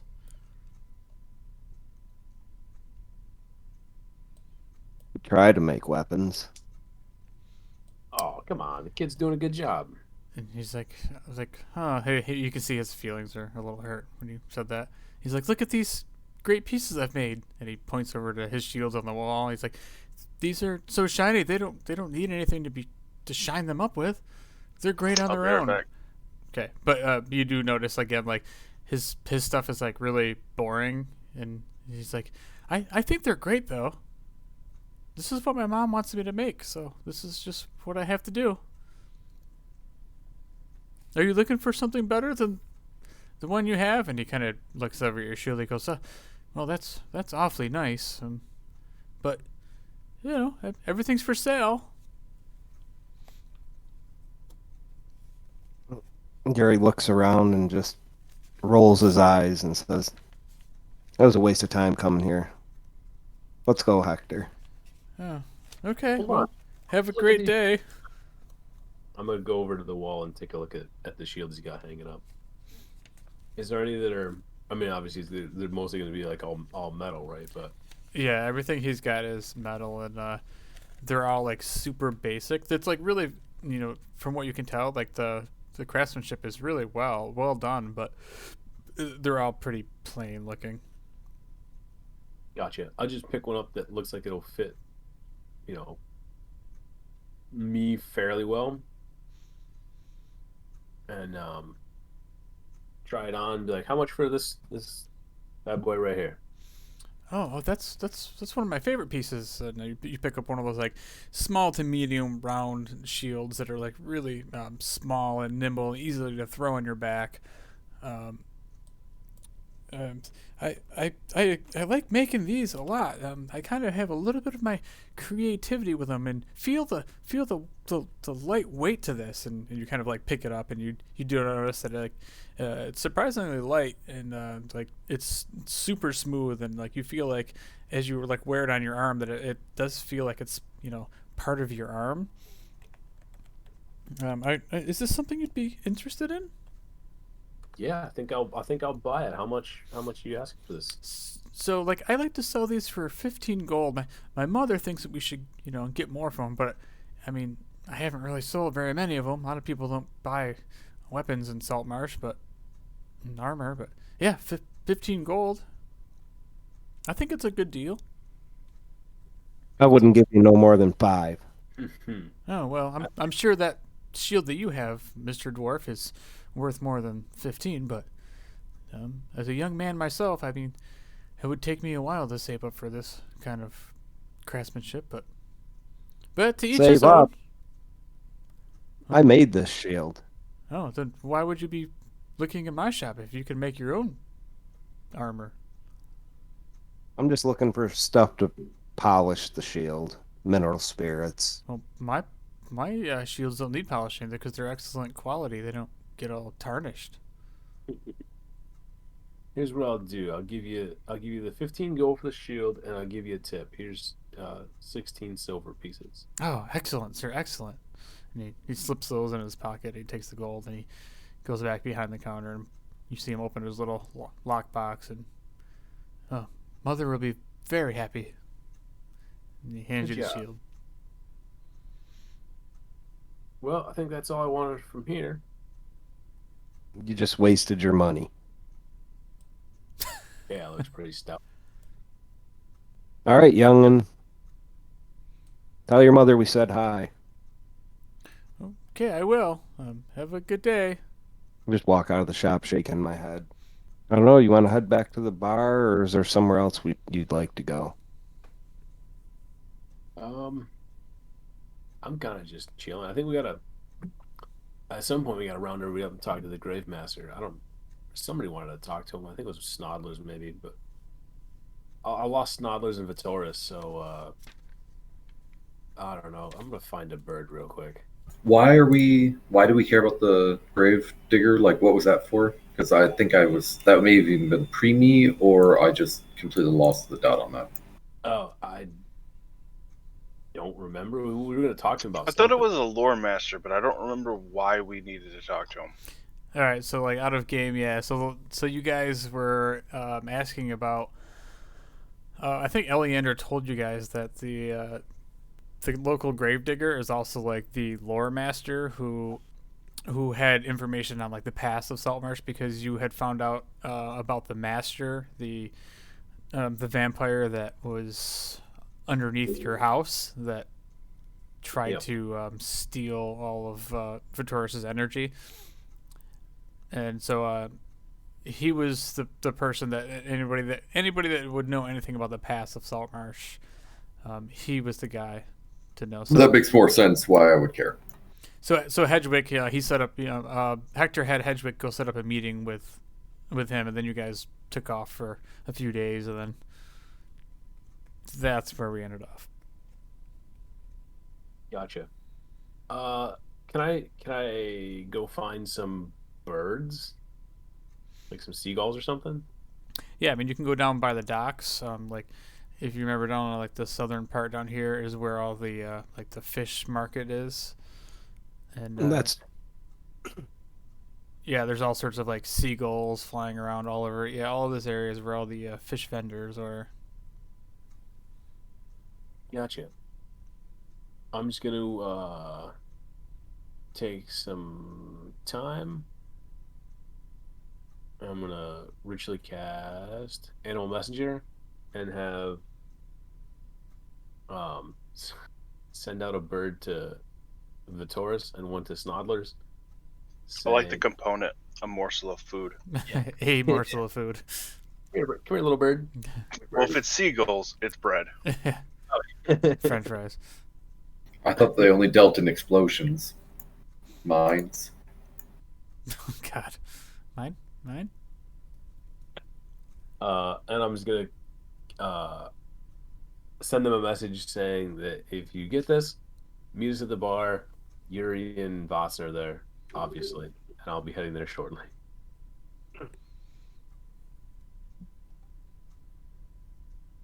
And then the birds go and try and find them.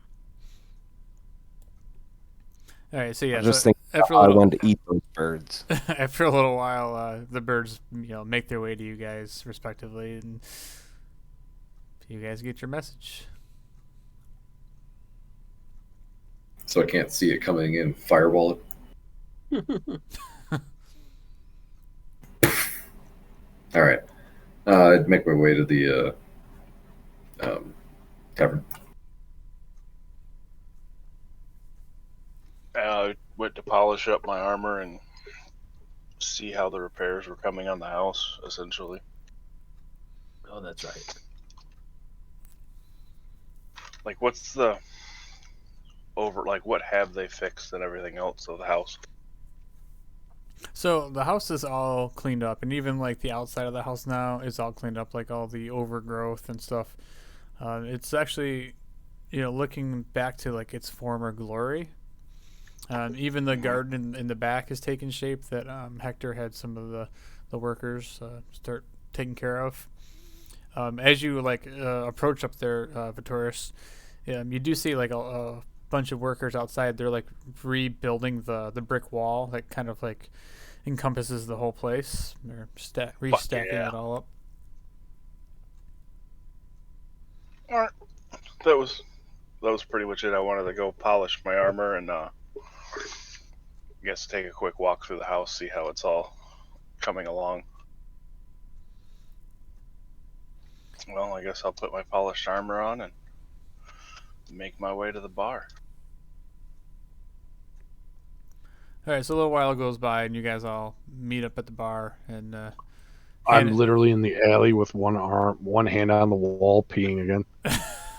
When God. everyone walks by. The shield has been broken.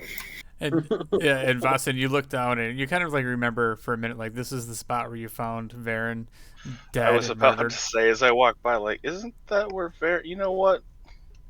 I thought you were friends. I guess not. And I just keep walking into the bar. This is where we always used to go pee. Used to pee together. So he died in his bathroom. It's horrible. Pretty much. Surprised Yuri didn't head over to the Pink Pearl. Do you want to go to the Pink Pearl? No, I'm good. Maybe you can go talk to Boom Boom. That's probably where Meglar is. Meglar's meeting up with Boom Boom at the Pink Pearl. Speaking of, I bought a shield for Meglar. Let's see if you can put it to good use.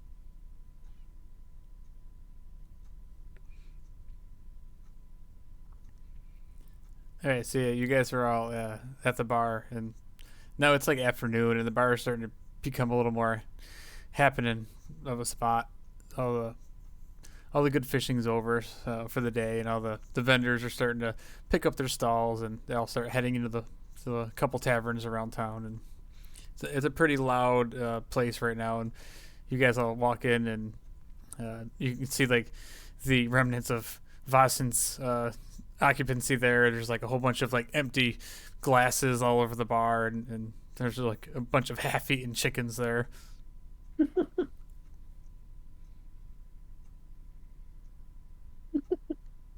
Even though I'm smashed, it seems like I'm like at a steady level of hammered, not getting pushed over yet. I mean, it is only noon. Oh, it's only noon? No, it's like Yeah. it's like afternoon. But now, like but mid-afternoon, right? Like 4. yeah. Oh, I just wanted to see how fucked up I was. Yeah, and you're holding pretty steady. Mhm. Because most of the dealings in Saltmarsh happen early in the morning when all the fishermen come in with their, with the fish trade, and then afternoon everybody goes to the bars. They do all their drinking. Then that's pretty much the cycle of the little fishing town is fishing and drinking. So who's at the bar? Just the three of us, or is everybody there? Everybody's there. Snodlers makes his way too. He also got the message from Hector, so everybody's at the bar.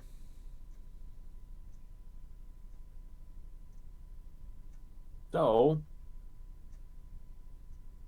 who thinks we should go see the king, and who thinks we should just blow him up? You shouldn't Stop blow this up the king. So Don't blow him up. seeing, it's not those things that seeing him is much better than blowing. Hold on. Let me walk that one back because there was some confusion. I don't want to blow him up or blow him off or blow him. Blow him. You said you're gonna blow the king. I'll walk this back one again. That's what I said I didn't want to do. I was saying ignore him. Like blow him off, like ignore him. Not like blow him up, like kill him. Blow him off, I think, is typically the phrase you're looking for. That's what I said the first time. Why are you guys trying to ignore the king? Psst. Psst.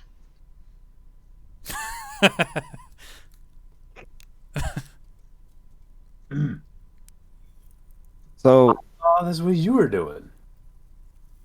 Huh? does Snodlers even know what a king is? Of course, Nautilus knows what a king is. Nautilus has kings. Multiple? Oh no, Snodlers is big. Duh. Now there's a back button on my mouse that I hit because I'm an idiot. Nah, I used to have one of those. Hmm? No way. So what time's dinner? We got a dinner at the King's? I don't think it's today. Not it's today? All I right. thought we were leaving Go today, get another round of drinks. and I think we were leaving in a carriage. But I'm Yeah, not I sure if remember- that was today or. I remember- I thought he said he was going to send a carriage can see by the in a few king. hours. He's sending we can see the king Raphael, when we want to, Randall. when we're ready. Yeah, he said when we were ready, they would send a carriage. But that could be like today or tomorrow or a week from now. I don't know. He was kind of non-specific. Nautilus thinks it should be soon. Yeah, I think sooner rather than later. But tomorrow also works. Yeah, no, Fairly soon. doing it soon shows taste. I agree. I'm thinking like today. Well, not today. I'm thinking not today. Maybe tomorrow. This tastes great. I think we should go definitely when the carriage comes. The carriage will come when we call for it. Perfect. Another round of drinks. Yeah. So you buy tomorrow, and then today, Lore Master, or Yeah, we can talk to the. You said it's like 4:00 in the afternoon. Yeah. So you guys know if Seaton is like actually a little ways away. It's like a day and a half by carriage away.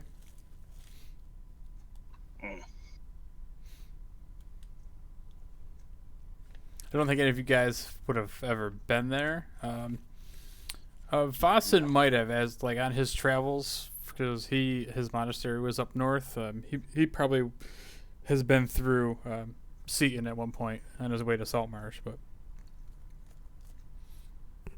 I definitely have not. I have not. Well, yeah. So what do you think, Lore Master today? Don't want to blow this guy off. Nautilus would like to speak to him at least once. We have, he wasn't around, then we were gone for a few days. But I'm not sure the gravedigger would have much taste for us to talk to him during the day. I'm down for whatever. As long as we hurry up and make a decision. Otherwise, I'm going to start drinking with Voss. And No, we need to blow the king. So I think we need to do that soon. There's And then no tonight- we in that. That's all on you. And then tonight's Nautilus. who's blowing the king? I Not it. Not it. thought it was Heck.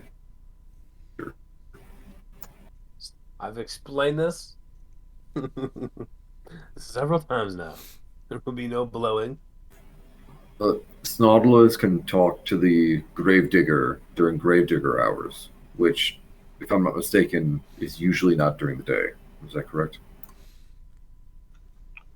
Why wouldn't you dig during the day? You tell me. You guys just see Vossen get up and walk outside. he's got to be. And I'm just going to start wandering back to the mansion, all drunkenly walking through the streets. Well, they think I'm just going to pee. Yep.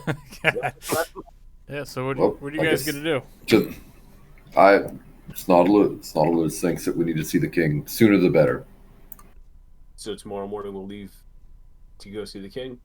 I kind of want to go with you to see the Lore Master, and somebody should go tell the guard that we need the wagon tomorrow morning. I can't say that No. guy's name. Oleander? Nautilus thinks we need to have the king soon. Like, can we tell them to send the carriage soonest?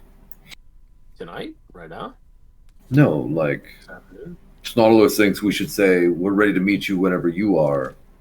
When is the fastest that you'd be wanting to, like? Nautilus thinks that we should leave it up to him. Make it, isn't that what kings want, to feel good? I don't know how I mean, he sent us a letter. I think he's just expecting us, not a letter. I don't know. Yes. No, Nautilus agrees. Right. I'm just going to order a drink then. So yeah, so we should just leave in the morning. Leave tonight. You see like a level of disdain, but then Snodlers goes, "Whatever you." Snodlers thinks, "Whatever you need." I don't know. Let's leave it up to Boston. Falson's already gone. So it's a day and a half. So if we leave tonight, we'll arrive at like first thing in the morning 2 days from now. Yeah, so if you leave tonight, yeah, you'll get there like early morning. Yeah, the second day. I mean, maybe we should listen to the little guy. And leave this very second. And leave whenever he wants to leave. I'm a follower, though, not a leader, so. Right. I think I may be misunderstanding. I thought they said that they would send a carriage when we were ready. And we have no way of talking to them to find out when they want us there. So we're trying to guess at when we're supposed to be there. Unless I miss something. Hector, Snodlers thinks you missed something. I may have missed something. How do we tell them to come with the carriage? The guards. We just go to the guards and we tell them. So why can't we tell the guards that we are ready when it's the best time for the king? Because I mean, maybe they'll know, but these aren't like the same guards. No. The guards will relay the message to get the carriage. Right. So why can't they relay the message of whenever the king wants it, send the carriage? Because I assumed that the carriage was coming from inside Saltmarsh from the guards, not from the king in the capital. See, That makes more sense. I thought they were sending I thought that like You're probably right. was that's why I was like, how the hell are we like gonna communicate with somebody who's a day and a half away? I'm so confused. You can always send your pigeons. Only for like a day, not a day and a half. They'll get distracted. Yeah, I mean, magic only lasts. So it only lasts for 24 hours. 24 And hours, 50 miles. yeah, 50 miles. Also, I have never seen the king, so I wouldn't know what he looks like to describe him to a pigeon. Right, yeah. So Snodlers thinks that they usually have a giant black crown. Are there a lot of people that have that today? Black crown. Would that help? Yeah, sure. Snodlers thinks we should leave tomorrow. Okay. Let's go see the lore master. Hopefully he's awake. 4 p.m. too early for second shift? What? I'm very confused on why you guys think he only works at night. He's not a 'Cause he's not a grave robber. He's a grave digger. I'm Yeah. just rolling with it. At I'm this point. just like, yeah, he should be awake. Unless mean- he's like 90 and he's gone to bed at 4 p.m. I mean, grave diggers dig graves with a shovel all day, don't they? Yeah. Why would you dig in the middle of the sunlight, though? You just dig at night when it's cool. Why? He's not a vampire. Well, that is point. It is the hot Saltmarsh air. Yeah, it might be cooler to dig at night. Yeah. I mean, listen, if I had my option of digging at noon or digging at midnight. In a world where there's undead, why would I want to be anywhere in the dark as a commoner? Also fair point. Also fair point. Either way, it's Let's- a shitty job then. Let's go. Great. Let's go. Wait, where is he? I have no idea. All right. So the four of you, with the exception of Fossen, then make Why your is there? make There's your, 2 Yuris on the map. Yeah, they've been there. we can get rid of one of them. Okay. Gone.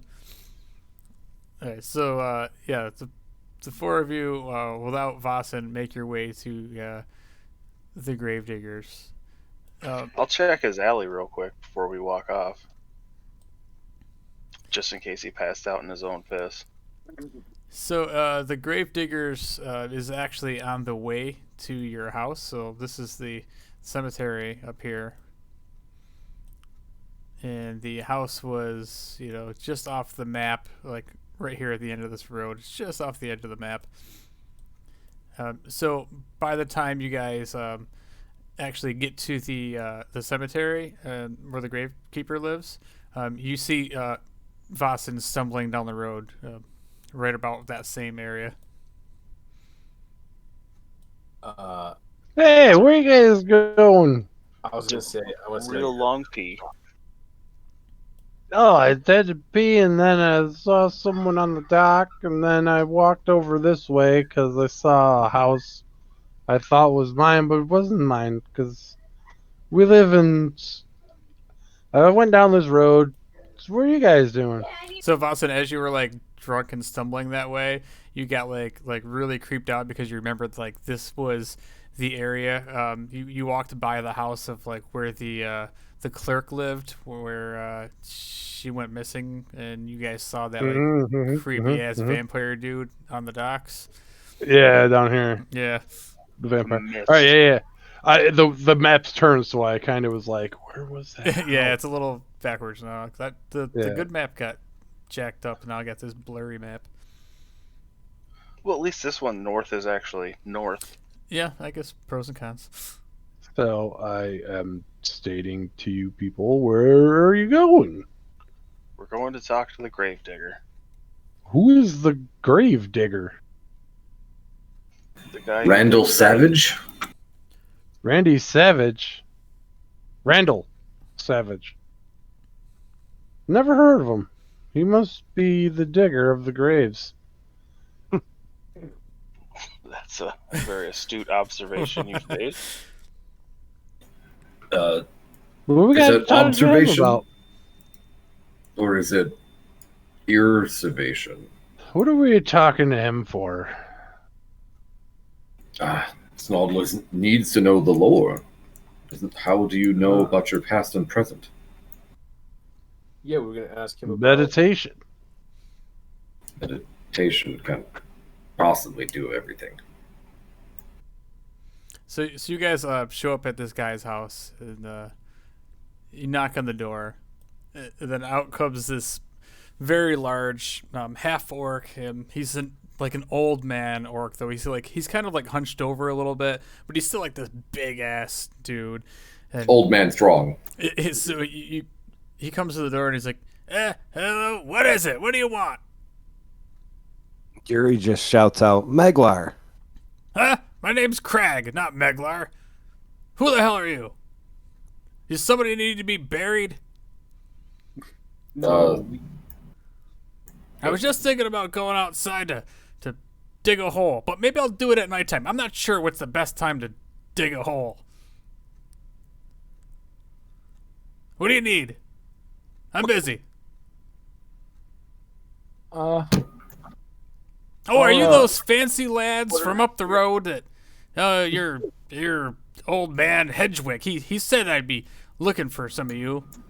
yeah. I immediately take out my book, and you see me writing in there and giggling as I put in fancy lads in there.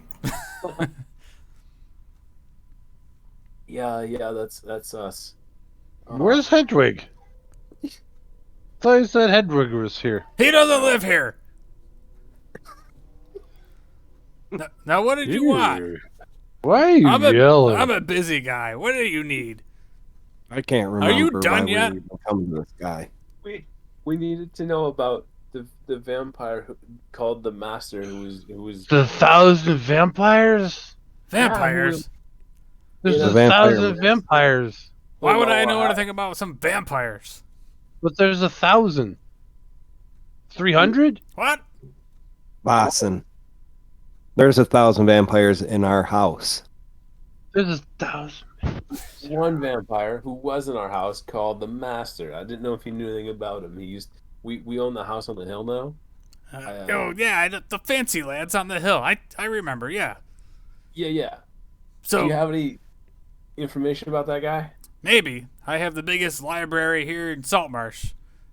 Awesome. I'd have to research it though. I So- can't read. Snodla is interested in all these stories, but you only have them in books. Yes, my books. Did you write them?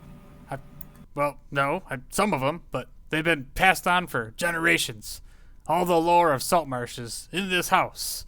And he kind of like steps back towards the door and he shuts the door over a little bit. But nothing's free. How about if you help me out, I could help you out, perhaps. Snodlas can dig holes. Well, 3 foot, like Dark Gnome.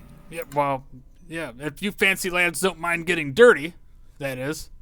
And he looks over at Hector and kind of puzzled at this fancy green suit of leather. Fancy lads. It's got to be. I only see one orc here.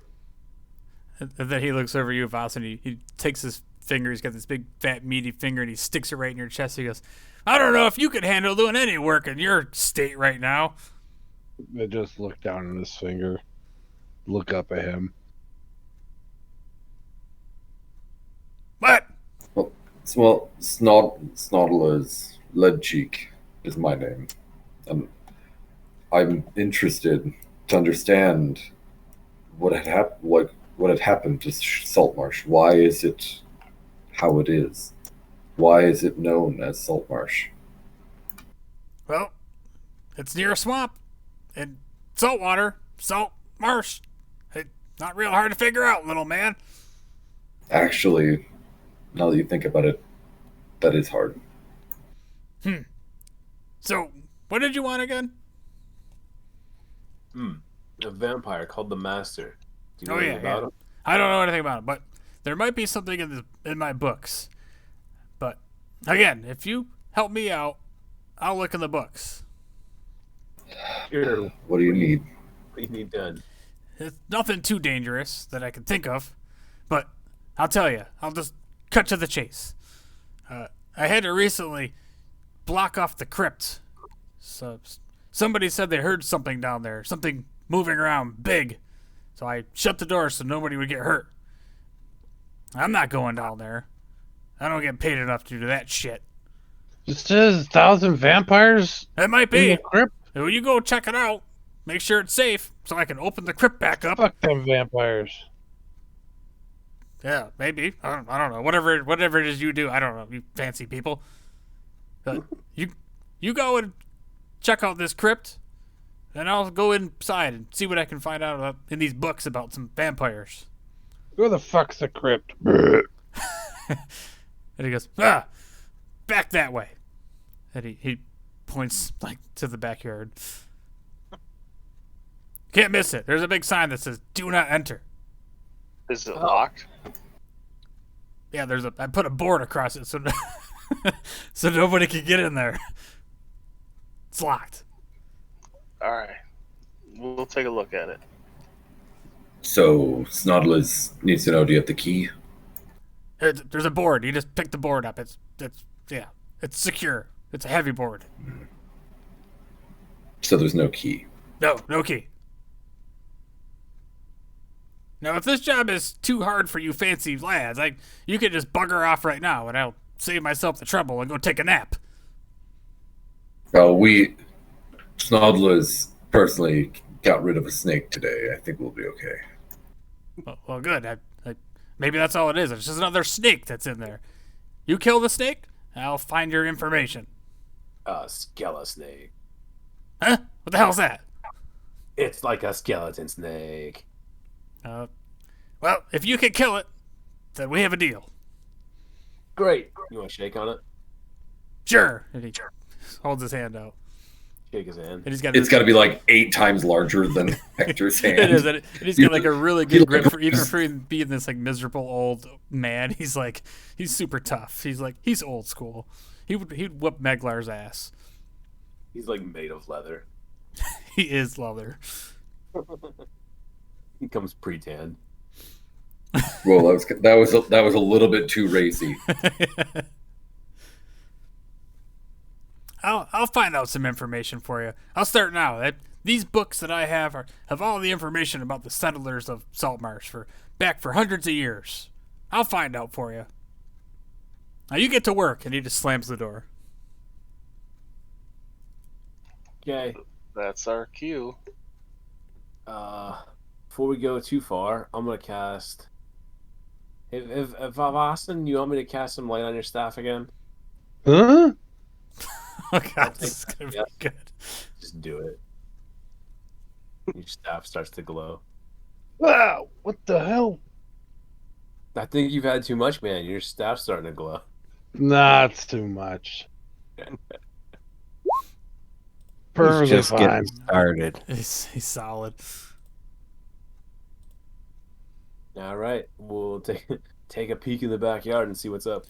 All right, so yeah, you guys make your way through the back of the graveyard. And you see like a lot of these tombs or these gravestones have large anchors, and there's like a lot of nautical themes for these, and a lot of these like there's like a large sections of area that are just little like monuments, but there's not enough room where there could be bodies buried there. So and you kind of like as you walk by, you see a lot of the inscriptions that say "Lost at Sea," and you know these are kind of just a lot of like makeshift graves.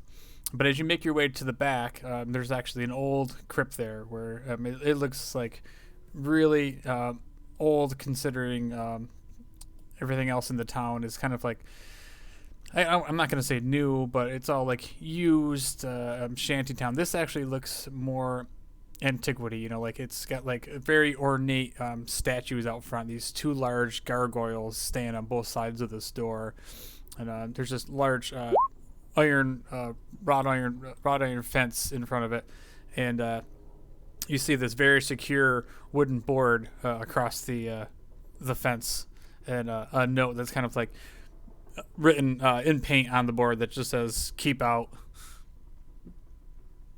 I run and jump kick it. Okay. Inward. All right. Yeah, the board. All right. To like kick it in half. Do an unarmed strike. Do a jump. All right. So you jump up. Double crit. Oh my god. Oh, it's not an unarmed strike.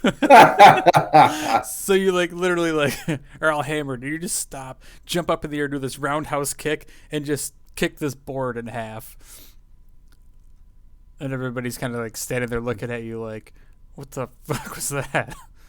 Then I just walk off like didn't even have a sip of alcohol and just keep going. That's perfectly fine. If you say so, I'll just walk in behind him. Okay, so as you get closer, yeah, you easily just open these gates up, and they creak, and they're almost like super rusty, and they haven't been opened in a while. And as you open up, you can smell like this dankness that's coming from the crypt. It's very very moist and dark and dingy down there. As you look down a set of stairs that go about 10 feet down into the darkness. It's been a while since Nautilus has smelt this. I don't think I ever have. Death and I'm decay. a little unsettled, to be honest. No, just moist, damp air. Ah, That's not gross salt. that is somewhat comforting, I suppose. I should have kicked that old man's ass. Why? He doesn't know how to show respect. Well, then we would have been digging a grave too. Yeah, for him. Yeah, not what I meant. Yeah, I got 10 gold on that guy. I up you 100. I mean, sure, fair. Well, after we get the information we need, I'll kill him. That's not creepy at all. Well, I didn't know there was music on this one. I was about to say, why does this sound wet? All right, so who's going first down these stairs? I am drunk and walking down the stairs.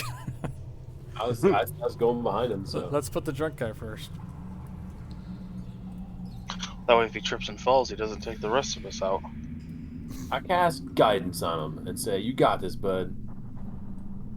My last con save was 18. Okay, so Nice. Okay. All right. So 1 minute. as you guys start walking down these stairs, it opens up into this large chamber, and you look at this chamber, and there's doors, multiple doors, one to the left, two to the south of you. I shouldn't say doors, so they're more like hallways, and there's a large statue in the center of this room. The floor of this crypt is like very, very wet and slippery. And, along the walls are some old torches that are unlit. Other than that, this room is pretty much empty of everything. Yeah, I'm just walking around, like it ain't no big deal. Looking around for shit.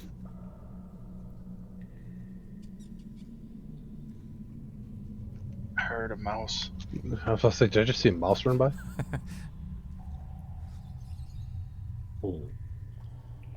Can I?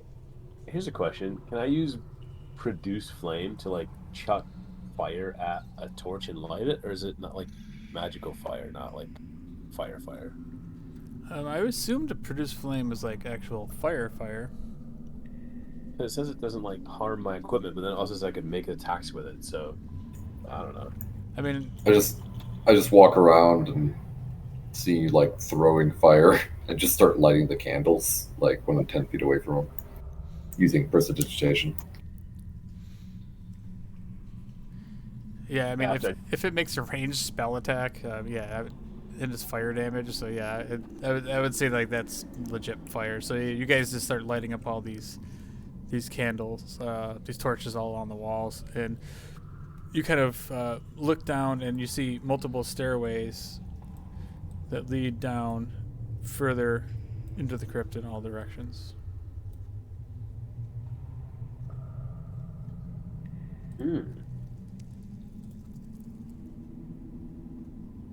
Snodlers is gonna follow whoever wants to go first.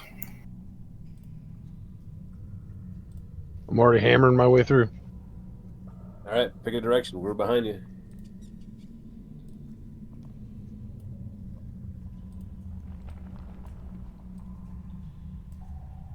All right, so Vasan, you're gonna go investigate this direction. 100% correct.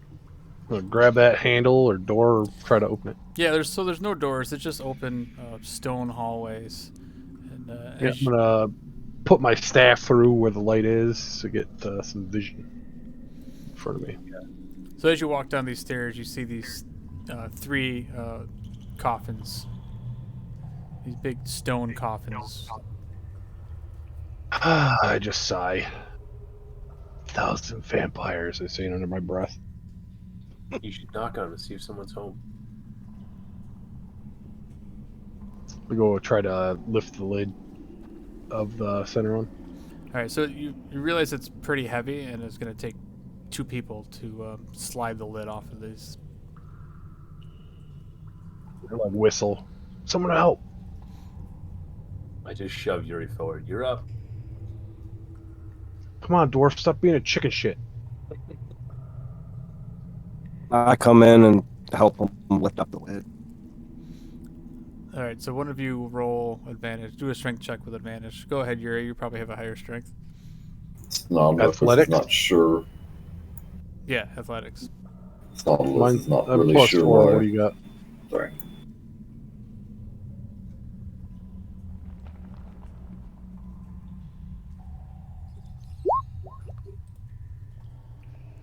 All right, so yeah, with the two of you guys, you just slide the lid of this coffin off, and then here's the skeletal remains of some fisherman that lives in Saltmarsh. I want to do this, like slide all the ones off. You're So I just guess gonna desecrate keep rolling athletics. Desecrate the whole Well, I mean, tomb. I'm gonna put it back. I'm not gonna like ransack the casket.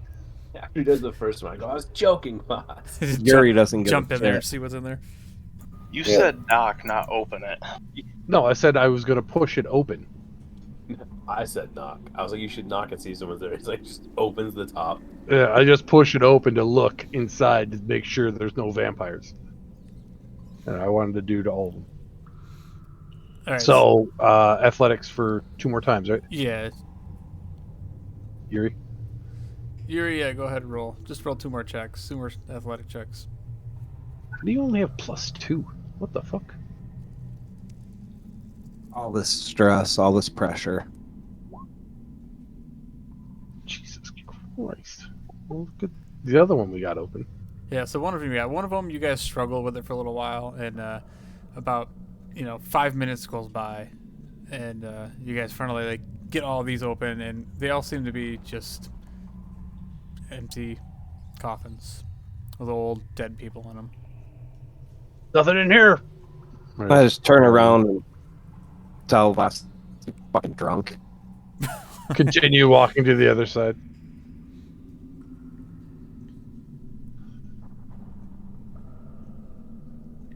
Why is everyone so damn scared? We've killed 100 vampires before. There weren't actually 100. Go in the down next there. room. Don't think we did. So you go into the next room, and it's the same sort of setup. You got 3 coffins, and it's just eerily quiet. I mean, right now you guys are all thinking like, the old man's crazy because Yeah, I just go at it and start trying to lift. Just knock. So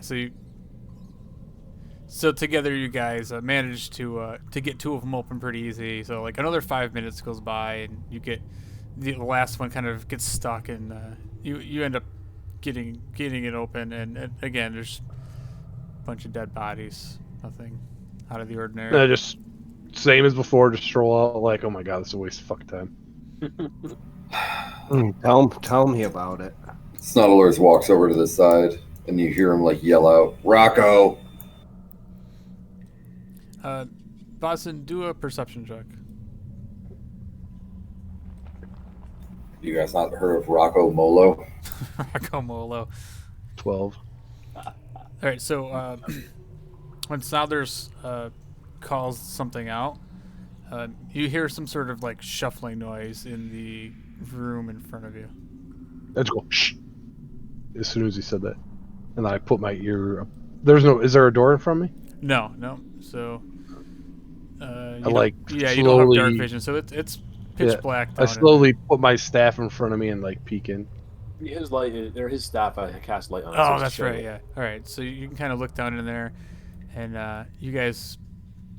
Let's just open that up. You guys see the same thing. There's another set of crypts, whatever you call them. I turn my head back and say, "I heard something in here."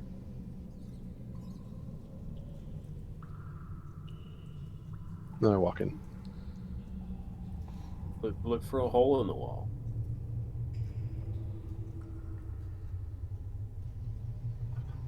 Come help me with these. Maybe there's a stairwell in one. I make way for the dwarf. I'll cast guidance on him again. For each one. Want me to roll this time? Go ahead.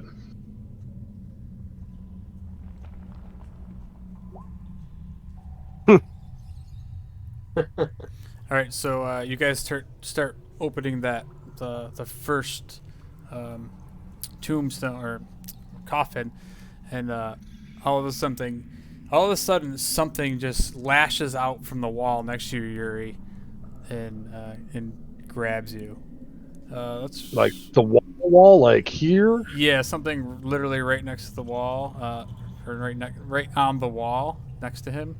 Just lashes out this tentacle, lashes out of the wall, and grabs a hold of Yuri. So let's roll initiative.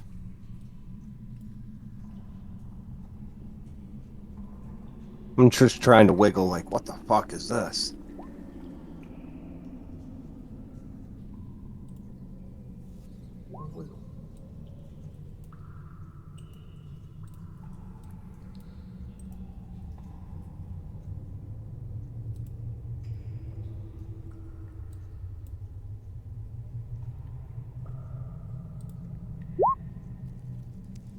Yes, looks like I'm going to be going pretty late, which means I get to fireball an entire room of people running in there. Perfect. Going last again. I want a sentinel shield. All right, so everybody's in there, right? I don't have to. Okay. All right, so this thing makes an attack. This tentacle comes slashing out of the wall at Yuri.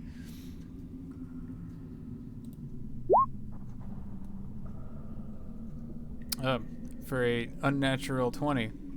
So Yuri, this tentacle comes out. It just reaches right across you. It goes right across your chest up into your neck, and you take 11 points of slashing damage.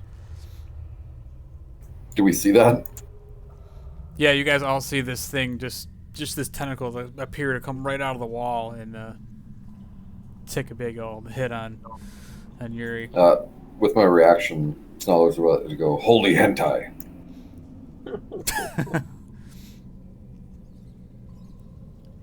And then all of a sudden, you see this thing kind of like come out of the wall, and it just takes a big old bite out of Yuri for another 4 points of piercing damage.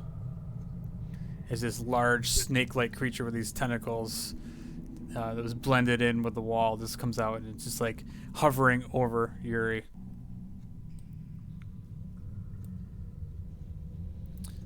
Like over my head, or Yeah, it's well, yeah. I mean, you're only like 4.5 feet tall or something, right? This thing's like hovers over you. It's about 6.5 feet tall, and it's got these large tentacles that just wrapped around you, and then it has this like large beak, and it just takes a big chunk out of you.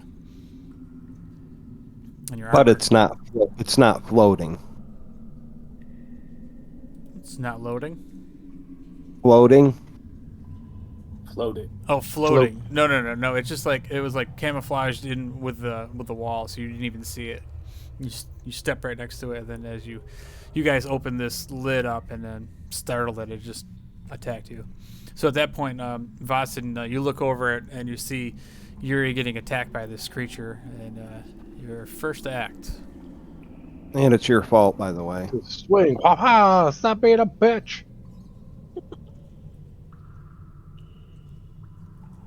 13. 13's gonna miss.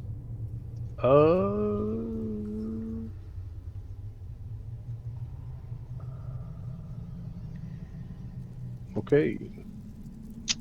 Unarmed attack. We have multi-attack with your staff. Yeah, I get Whatever you attack with. 2 actions, right? No. Hey, You get 2 attacks when you use the attack action. All right. Well, then that's going to be my unarmed attack. Yeah, then you can roll your Yeah, staff I'll roll my again. other. Yeah. So your unarmed strike hits.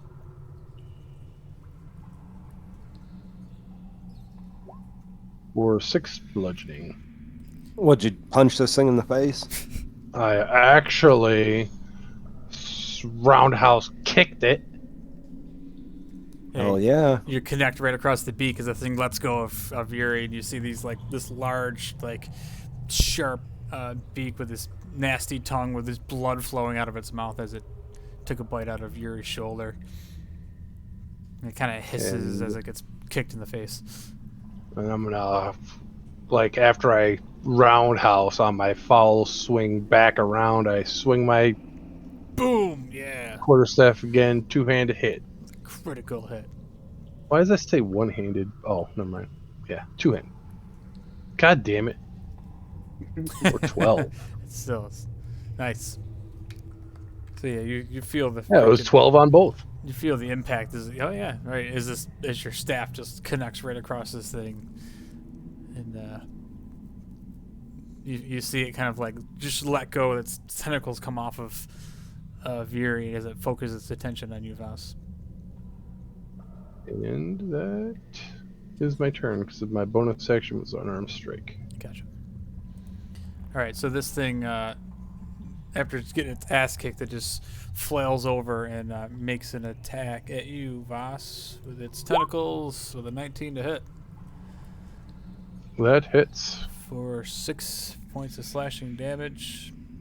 And as it hits you, you see her kind of like rear back, and then it just lunges forward with this massive beak.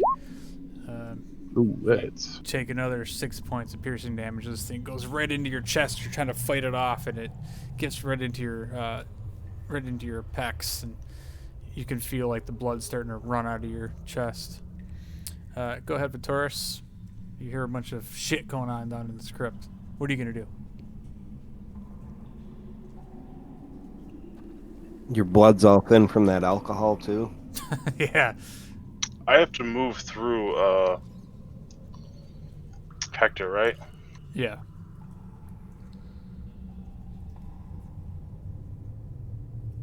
That's fine. Yeah, you still have enough. Yeah. I just wanted to double check and make sure. I try and shoot it.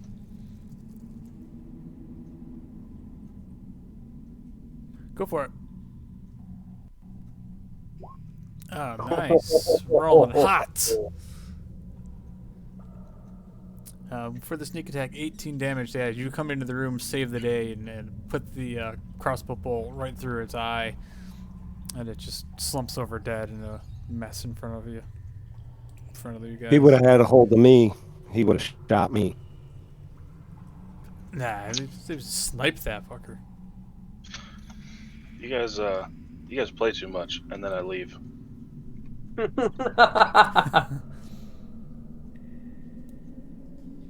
We're out of combat, right? Yeah.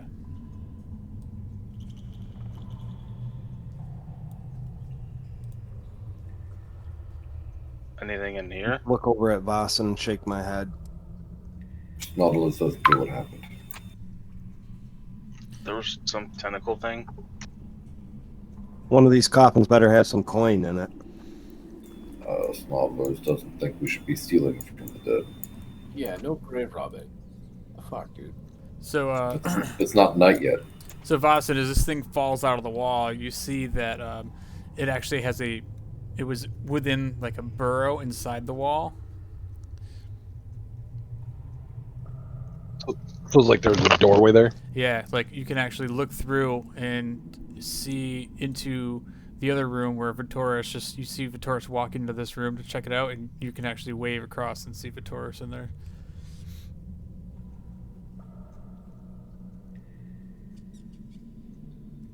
Just give him the finger.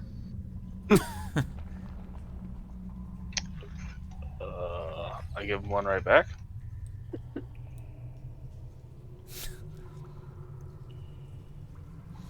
So at that point, Yuri, you also hear something like a hissing noise coming from the opposite side of the room.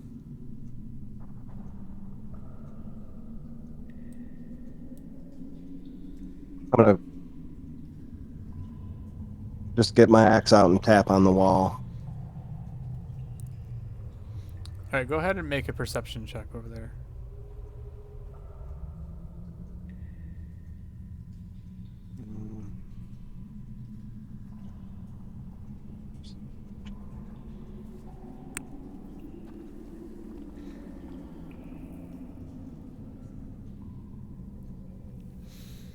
All right, so it's a good thing you didn't have disadvantage.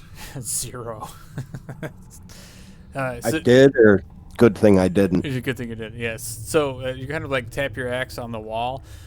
You don't notice anything on the wall, but you do notice like just behind the coffin, you see an opening in the wall behind the coffin. Boss, why don't you come over here and move this coffin? What? Just come pull it out of the way. Oh, I could help you. I can't do it myself. All right, well, grab a hold of it and try to pull it out of the way. And it doesn't budge. Even with both of us? Oh yeah, so You guys are both helping. All right, yeah. So with Yeah. both of you, you guys slide this out of the way, and you see this like 3-foot diameter hole in the wall. After you, dwarf. Take a couple steps back, and I say, "Why don't we send Snodlers in there? Snodlers will do it. It's perfect size, and he can see." I just look at him and then look at you with your armor, and Snodler's just in a robe, and then you again. And I'm like, what clan of dwarfs did you come from? I don't think I'll fit in there. 3 foot It's 3 around. foot, 4 foot tall. Just got her hands and knees, bro. Yeah, you're a fucking 4-foot dwarf. All you gotta do is hunch down a little bit. Yeah, you can like bow your head a little bit. You can walk through it.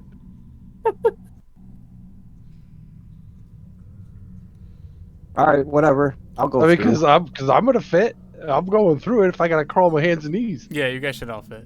Yeah, I mean, even a human could squeeze through it. So as you approach the hole, you notice there's like this slimy residue around the hole.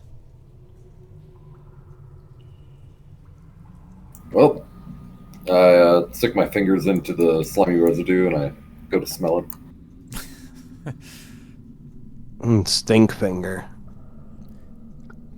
So there's like you smell your fingers, and you realize like this is the same smell that's coming from the dead body of the large creature behind you, and you notice like its skin is like very moist, like it uses that ability to be able to slide through little tight holes. Looks like Snodless thinks this creature is capable of lubing itself. Yeah, that could be interesting. Can I take some of the lube and scoop it into a glass vial? Sure.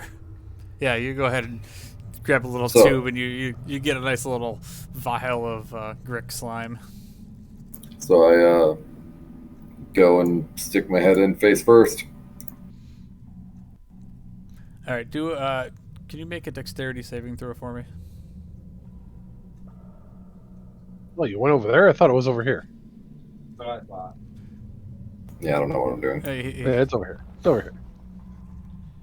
All right, so Snodlers, as you go to put your head through the hole, you kind of like start putting your hands in, and you actually lose your balance, and you slide down as this hole is actually like super slippery, and it actually goes down like a little embankment, and you're on like a little water slide as you pop up on the other side of this little thing, and you slide down and land over here. Yeah.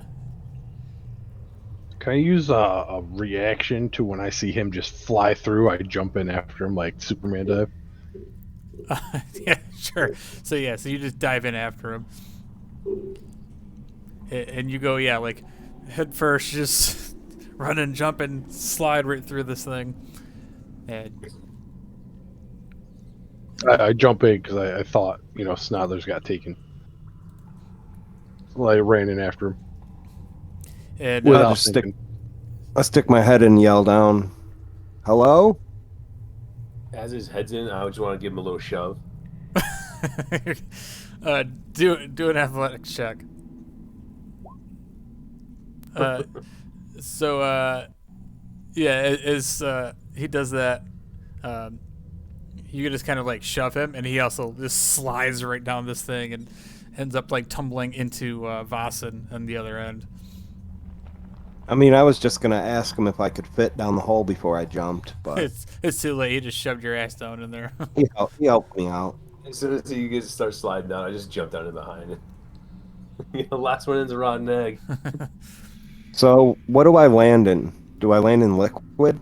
No, it's just like a slimy cave on the other side, and it kind of flattens out, so you're not like just going down a water slide, but you guys are on this other side, and there's like all this like foul-smelling slime all over this inside of this cave. And this cave is like 5 foot high and like 5 foot wide, and it's like a tunnel that leads into the darkness.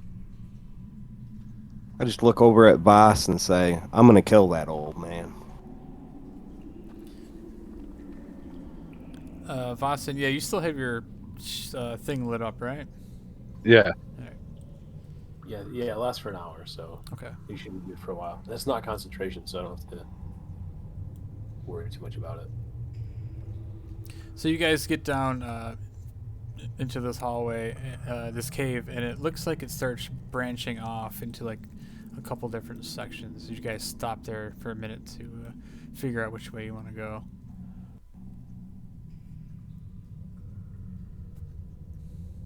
So so is the cave surrounded in the slime stuff, or is it just that hole? No, yes, the entire cave, like the floor has all this slime on it, like it's all over the walls. And it's a somewhat narrow cave, like I said, it's only 5 foot in total diameter. So you guys are all kind of, well, Snodlers and Yuri aren't ducking, but yeah, the rest of you guys are all kind of like squatting down as you walk. Good thing Maguire's not here. Oh yeah, he would have hit his head on something.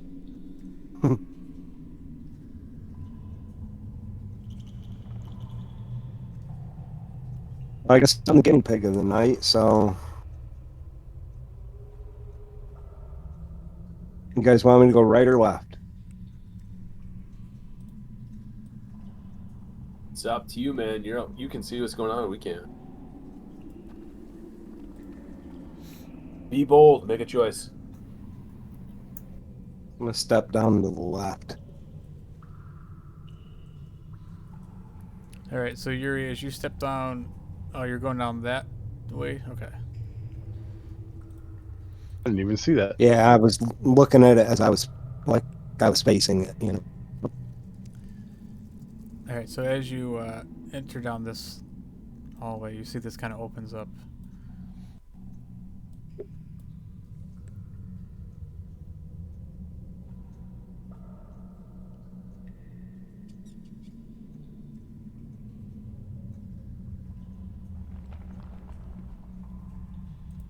So creepy sounding. All right, so as you make your way down this like nasty hallway, all of a sudden you get this familiar feeling as this tentacle just shoots out from the wall again and slaps right into your side. And let's roll for initiative again.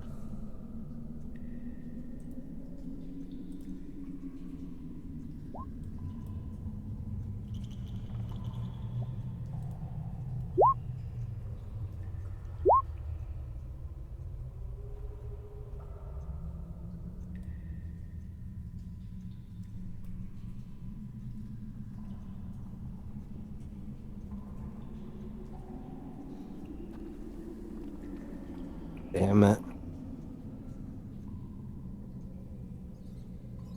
We're rolling initiative. Yeah, yep, everybody's just rolling initiative. I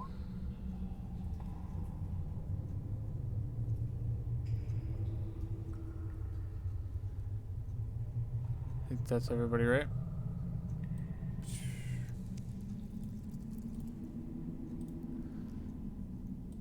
All right, so as this thing, this feeling, you feel one of these tentacles just, like fly out of the wall again, and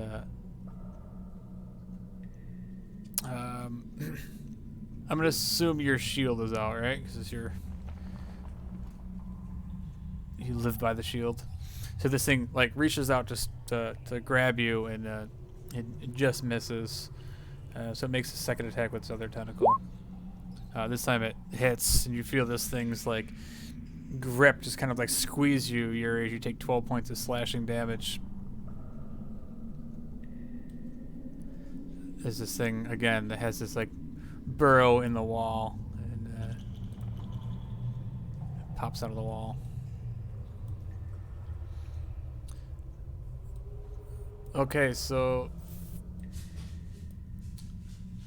that will bring up Vitoris. That's So yeah, you see at the other end of the hall is Yuri's just kind of like walking down this hallway.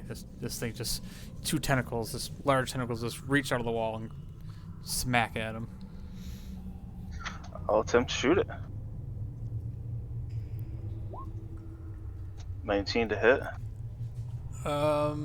Yeah, a 19 is gonna actually hit. 17 points of damage. All right, so yeah, so you see this crossbow bolt just like fly true, like right between Vasen and Yuri, and you hit this thing right in the side. Then try and fuck up. 9 to hit. Yeah, 9's definitely not gonna hit, as it just your bolt bounces off the side of the cave, and No. That's it. That's my turn. all right, Vasen, you kind of watch this happen as these tentacles just flew out of the wall and hit Yuri. I'm gonna swing my quarterstaff. 24 to hit. Boom! So you bring the quarterstaff down on one of the tentacles. I'm gonna go two-handed. 13 damage. Nice. I'm gonna swing again with my quarterstaff. 17 to hit 17 will hit. for a one-handed. Like I come back and swing it back with one hand Nice. for 11. All right. Then I'm gonna bonus action, patient defense, using a key point. And that is my turn. Okay. All right, Snothers, you see another one of these slimy things. Int save. DC 15. Oops, I clicked on the wrong thing. Oh no, it rolled. Never mind. I got a 3. It rolled really bad. Really bad. Yeah. Awesome. Negative so 4 six, int. 6 Hilarious. psychic damage. Okay.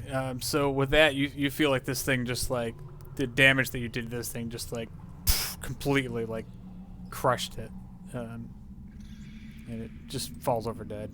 You see its tentacles go limp, and it just falls out of its little alcove on the wall and lands in between Yuri and Vasen.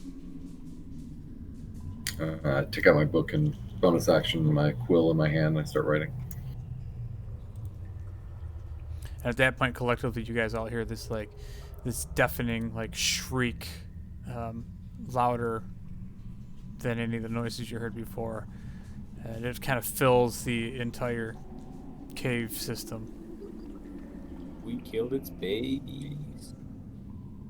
I just nudged Voss in the back, like, go on, buddy. What?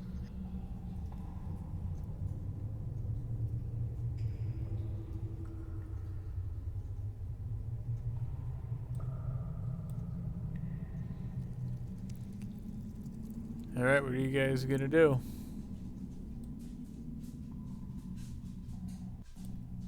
Keep going.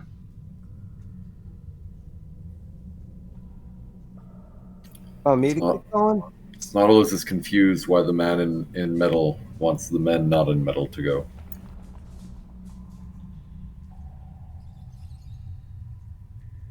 Every time you guys make me go, I get. That's the point of the armor. All right, so yours, you get down to the end of this hallway. You look around, and it appears to be a dead end.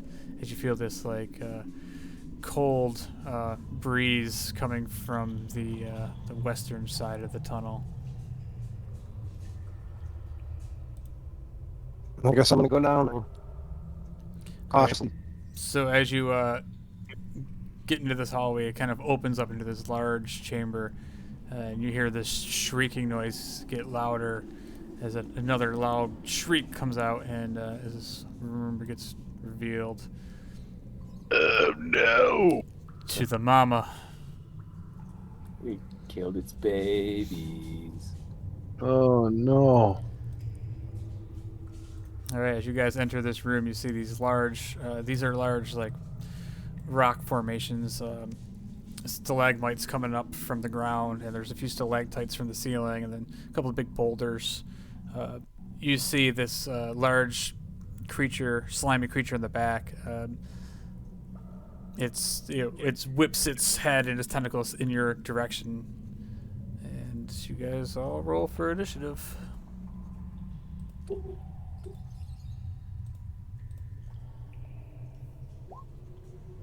Ooh, 11, 12, 13. 9. Oh, you guys are lucking Yay. out.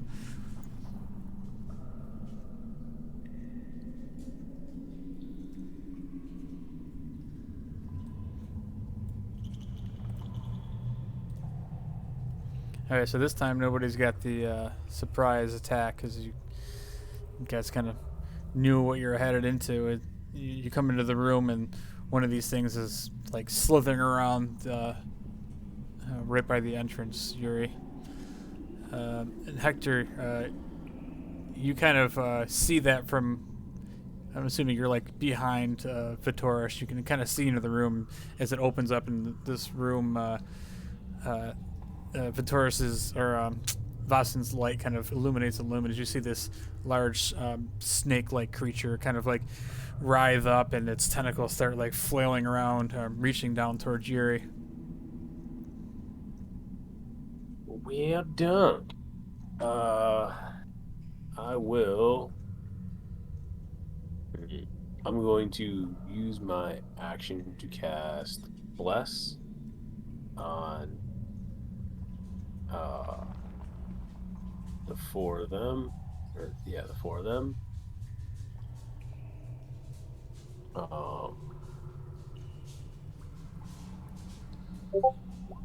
That one there. I'll use a spell slot for it, and then I'll use my bonus action to transform into my chalice form. And then, that's the end of my turn. Okay. I start glowing for 10 feet. Nice. All right, Vitoris. Yeah, you see the same thing as like Yuri enter this room, and all of a sudden this thing just kind of stands up and is towering over Yuri. I will attempt to take a shot at the last baby it has, hopefully.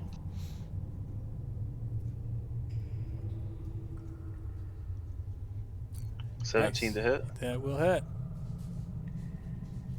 for 24 damage. Ooh, nice. Yeah, you see this bolt, go right into its face, and it just shoots back, and it just makes another screech, and all of a sudden you hear the larger one screech back even louder. Is the little one still alive? Oh yeah, 16 to hit that'll hit. for 5. Nice. Do I know that this cavern is connected here? I mean, technically, no, you don't. I mean, you guys didn't go all the way down that. Alright, then that's my turn. Well, I'll take a step back, allow Hector, so Hector doesn't have to move through me, and then that's my turn. Okay. All right, Snothers. I want to peek around the corner, and with my dark vision, I should be able to see this entire room set, right? Yeah. Yep. So I'd like to launch a fireball somewhere in this back wall. Nice. Fucking, you've been itching for that, All haven't right. you? Perfect time. Yeah, except for I used a level 3 chromatic orb on that snake. So let's dex saves. All right. Okay, so And you can tell me where you want me to place it, because yeah, 'cause where on this back wall is 20 it's feet. 20 feet. May or be us. But I mean, like, if I put it this here, if I put it over here, Yeah, I would say there's just enough room to put it over there where it might singe like Vasen's nose hairs a little bit, but it's just gonna hit the two creatures. Dex save, right, for a fireball? yep, dex. DC 15. And it rolled 2 1s. Are you serious? Nice. So the little one saves no problem, and the bigger one. He doesn't have any resistance or anything, so let's see what he gets. Oh, he fails. The mama fails. So I think fireball's half, right? Yeah. On a fail. Yep, half on a successful. So little one gets 12, big one gets 24. So the little one you see just instantly just ignites and it just bursts into flames, dead. And that is my turn. I'll take a. After that, I'm like, well, don't want to be next to that thing that I just enraged, and I'll back up. And then you see like a lot of the floor, anywhere with all that like little slime, you see it was kind of all burning. There's like little trails of fire, so the whole room is kind of like lightly burning right now. As the whole cave starts filling up with smoke. Not bad enough to where you can't breathe or anything, but it's definitely making it a little bit harder to see. All right, Vasan. I'm gonna freaking run, jump off this rock, and fucking two-hand smash this thing with my quarterstaff. All right, well, give me an acrobatics check. Nice. So yeah, so you jump off this pile of rocks. Go ahead and roll with advantage on this attack. 22. Beautiful. Okay, so you Two come hand. down as this thing's burning and screaming For 9. for 9 points. Okay. My second attack. Ooh, 15. That one is not gonna hit. Then I'm gonna You actually use- hit it, but it doesn't do any damage. It just kind of glances off of one of its tentacles. Still doesn't hit it. Oh, dang it. I'm gonna use key point and do patient defense. Okay. And end my turn. Okay, so now it's its turn. It slides up in between you, rushing over to its dead baby. On its way, it slashes its tail at you, Voss. Where's Voss? With a 10. That misses. It's gonna miss. So as it does that, it kind of like bolts out and tries to take its tentacles and try to grab a hold of Yuri. With a 16 to hit, so that misses. That's it for its turn. So go ahead, Yuri. This thing is like staring at you, looking all mean and shit.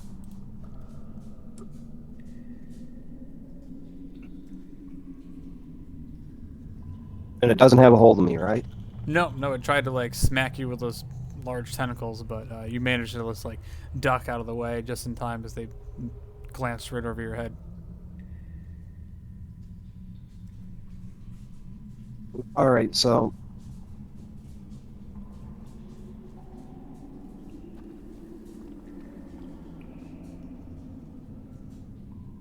tell me if I'm doing this right.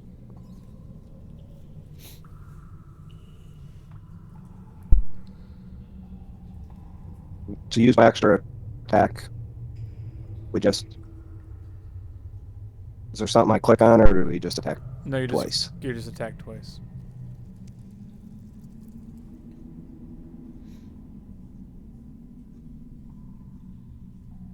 So go ahead, I'm gonna- make your first attack. Nice. That's gonna hit as you bring the axe down on these tentacles.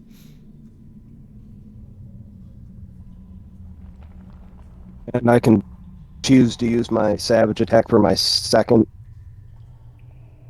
attack instead of this one. Yeah. I shouldn't have. I don't know with Savage Attack if you have to pick before or after. I mean, you might be able to pick after. I don't remember the wording on it.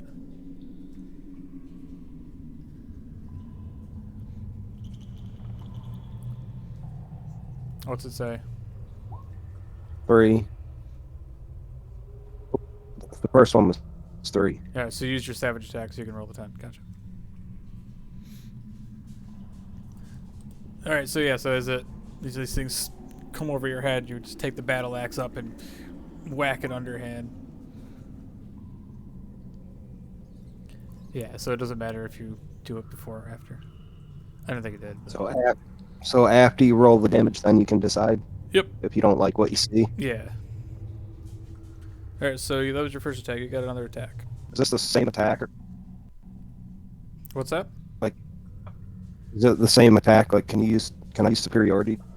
Yeah, Nice. you can also use superiority die too. Yep. So do your battle axe attack again. Make an attack, and then if you hit, you get to use a superiority die to do what is a precision attack or whatever. I want to try to trip him.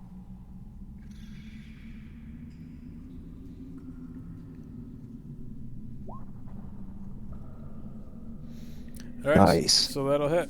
Or 6. Okay.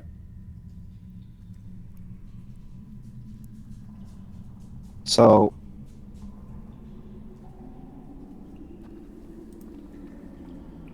you said I could use that to try to trip him, or did I? Yeah. Go ahead. Roll a superiority die. I forget. I forget how the superiority die work for a trick attack or trip attack. I'm sure I have to beat your score or whatever. I think it's a save. Or make a save. Yeah, I'm just trying to find your character sheet so I can look at it quick.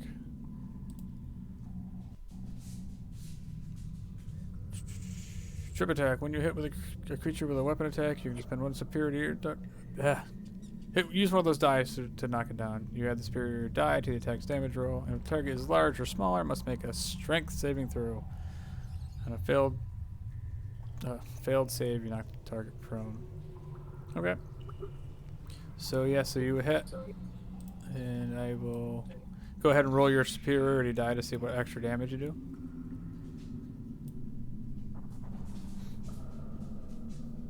I don't know how to roll that. It's a D8. Top left bar with the arrow at the top. You could click the die and then pick the D8.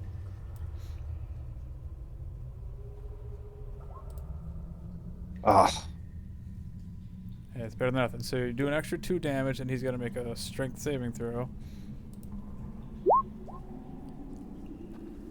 And he gets a 10. And then yours is what? 8 plus proficiency, so it's 10 plus. It would be 11 plus 2, so 14. Alright, so he fails. So yeah, so you manage to take the axe and bring it under its belly, and you hit it, and it loses its traction, and it slips in front of you, and it's now prone.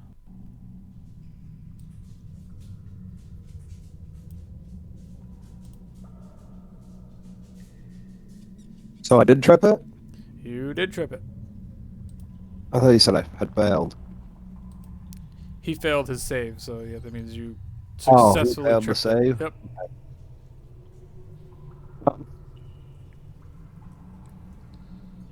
I guess I'll end my turn there. Okay, cool. That brings up little baby dead one. So it's Hector's turn. Great.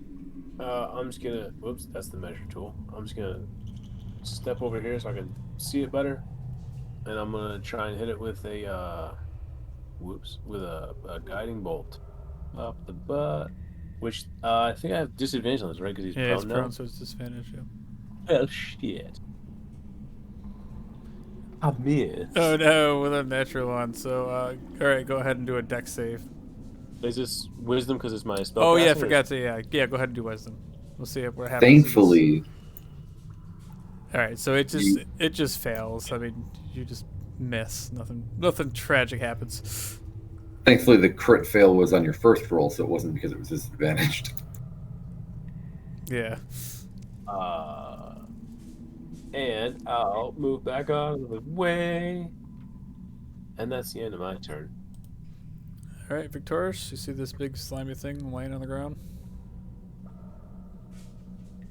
I think that's terrible for me. You too, huh? Yep. Ranged attack, disadvantage.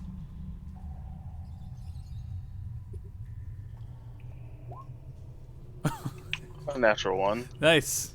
Go ahead. Dexterity saving throw. God damn it.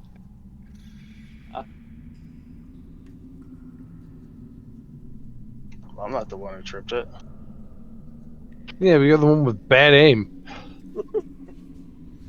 All right, so yeah, you just end up missing. You actually don't even get the shot off. Your crossbow jams up, and the bolt kind of falls to the floor. 18 Pull the other one out real quick, and that one hits. or 16. Nice. Still then I alive. back up.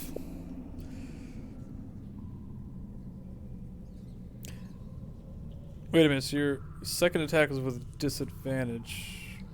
Yeah, I rolled an 18 and a 20. Oh yeah. Okay. Yep. You're good. And then I take a step back, and that's my turn. All right. Snoddler's got another fireball to throw in there. Yeah, right on its body. Thank God I got a wall.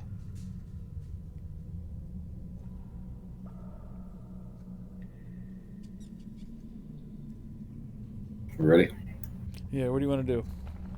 I want to whip And and nay. God damn it. Carl, what the hell? Am I able to actually see it from here? Yeah, you can see it through the doorway. This giant thing laying on the ground. Pew pew pew. Magic Should missile. I do each one individually? I mean, that doesn't make sense to only have it roll once, right? Yeah, I would roll individual. Well, that sucked. So 5, 7, 9. Yeah, could have been better, but at least No. you hit. It's 10, 14. That was a level yeah, 2. yeah, The first five, Yeah. yeah. Yeah. Nice. I did stuff. Pew, pew, pew, pew. So yeah, you hit it with all these missiles, but it still looks pretty decent. Oh god. That's my turn. Okay, awesome. Do I get advantage on it because it's prone? Yes, you do. Unless you want to throw a javelin or crossbow, then it's disadvantage. I'm going to disengage, take 10 feet back, and throw a dart. At disadvantage. Awesome. Yep. That totally makes sense. That's like a fucking complete win. Yeah, I'm gonna attack it. All right. Where did he Oh, go? nice. Perfect timing. Jesus. Two-handed whack. 14. Nice. So yeah, you bring the quarterstaff down, and it definitely hurt it as you like smack it right into its back, but it's still alive. Swing again. Oh, nice. As Another you just, crit. You just start raging out and just beating the shit out of this thing with. Another two-handed. For 13, and then I'm gonna try to do a stunning strike. Use a key point.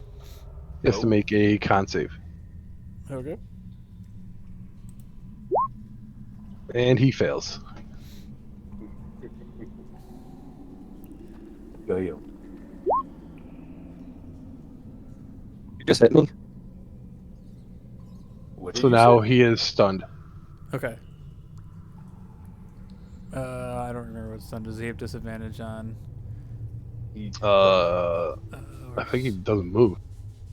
I think he auto fails deck saves. Everyone has advantage to hit him. Something else.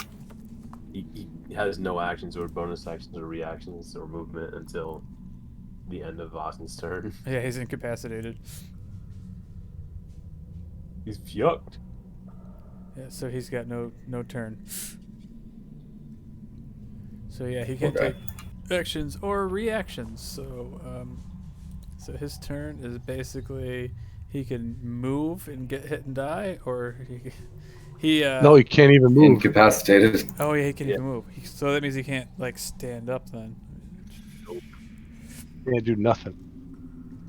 All right, so he's just gonna lay there like the giant slug that he is. So now, does that take away disadvantage for range and just gives him regular? I don't think so. Yeah, because it specifically says if it's stunned, yeah, it says yeah. it gets advantage, it gets attack rolls. Okay. So Yeah, so it cancels itself. All out right, then. so at least you guys have normal shot to hit it. run over there, just hit it with a dagger. Okay, go ahead, Yuri. Or if you have the crossbow expert, just run into melee range. Yeah, exactly. Yeah, and then just coup de grace. All right, Yuri, what are you gonna do? It's looking this pretty thing's- hurt. This thing's laying on the ground and it can't move. It can't defend itself or anything. Yeah. Yeah, I can't do shit. And, like, yeah, you just watch Vossen just like run over there and just like baseball bat, just keep fucking wailing on it, and you see it's kind of like writhing in pain now, and just put it out of its misery. Not gonna lie, I'm good. Well, never mind. No. All right, so I'm gonna hit it with my axe. And Hopefully. you missed. I'd roll a d4, but I don't think it'd even matter. Yeah, no, it wouldn't. Well, after my first miss, I'm taking another swing. Oh my god, and that's still not enough either one. Wow, that's a terrible That's- D4. Oh my god. I tried, man. I just put my head down and All right, Hector. I'm just gonna end my turn. All right, I'm just gonna sacred flame this thing. Oof. Deck save. Boom. Deck save is auto fail, I think. Oh yeah, that's Yeah. right. Yeah, he automatically fails. So so he takes 6 points of fire radiant damage, and you just see him just kind of like dissolve in front of you, and it spells the end of his life. I'm so disappointed that I missed. Oh, I thought you got an action surge. Oh yeah, he technically could have action surge and done it again. Make another 2 attacks. One of It them, moved when it was dead. one of them was bound to hit.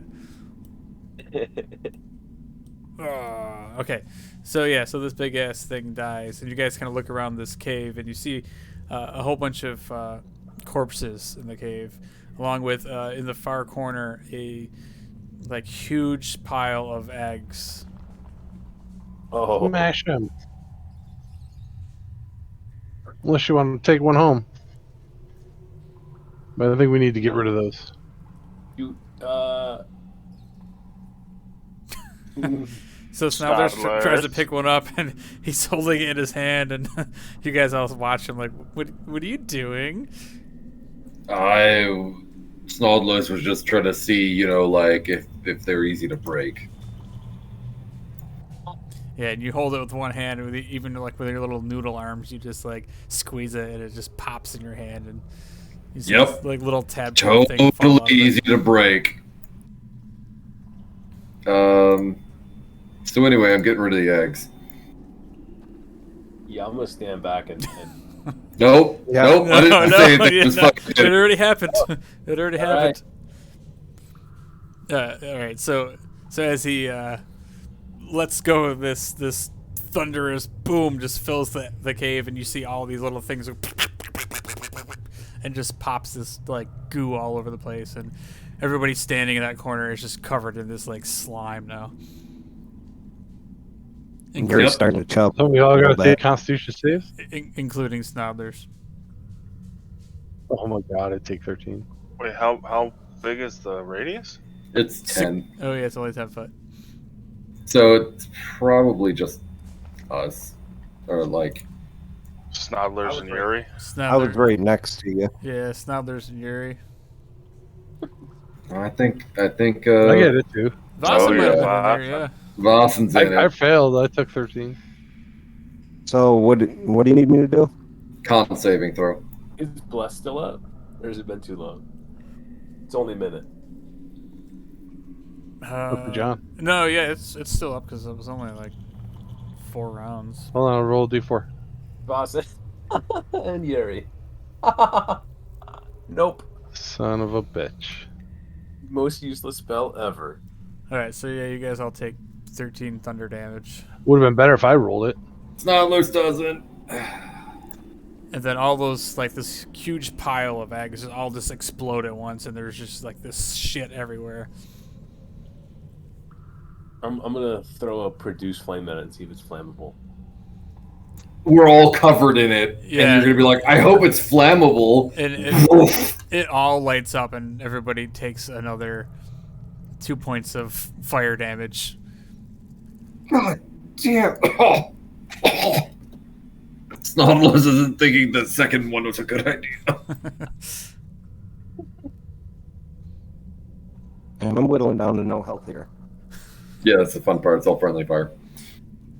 So then yeah, you guys like kind of look around this room. There's a bunch of these corpses that are all like ripped apart in the center of the room. Fresh corpses? They look like some of them are fresh. Some of them have been there a while. You guys also look up in the air and you notice that there's a hole in the ceiling up like above all of this, like another exit and entrance. Just throw Snodlers up there. No, Snodlers lead cheek does not do small vertical holes. I cast Cure Wounds on Yuri, and Vossen gets an extra 6 hit points as well. I didn't hear what he just said. You get 8 health back. I gave you a Cure Wounds. Oh, nice. Oh, nice. I'm in one-shot range still. All right, so you guys start like looting these corpses and stuff in there, and it takes you a little while going through it, but you do find that these corpses all had a bunch of loot on them. So in all, you find 300 gold. You get a pouch with 3 small blue gems. Ooh. 3 candles. You find a hooded lantern. A small flask that has a trident and crossing through a wave engraved on the flask. That's Maybe that Oceanus's flask. Do you guys mind if I take these gems for making more potions? Good. It's fine. 60 gold apiece. So We just got 60 gold. Yeah, 300 divided by 5 is 60 gold. So John will have to add it to the fancy yeah. lad again. fancy. just 6? 60. 60. Right, but there's 6 of us in total. Should we take a short rest here? Oh, yeah. Anyone object to a small little rest to take some drinks? Anyone?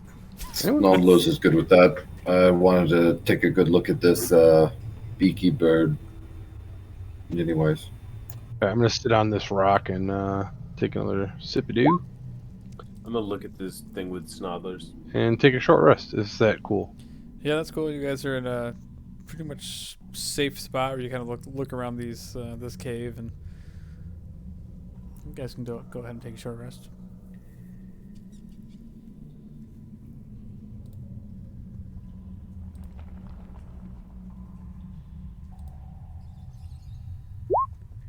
God damn it! You gotta be kidding me. Do you have a health potion too? And I'll give you another one if you want it. Health potions suck. How much are those gems worth, roughly? I'm gonna have to roll. a So those are couple more. small gems, so those are worth 25 apiece. Perfect. I'm just gonna make it 5 small gems, because I had 2 and then I got 3 more. So Sweet. So I roll a hit dice. Is that subtracted in half or anything? No, you. Or is that But when you roll hit dice, you literally just add that to your health, and then when you click on short rest.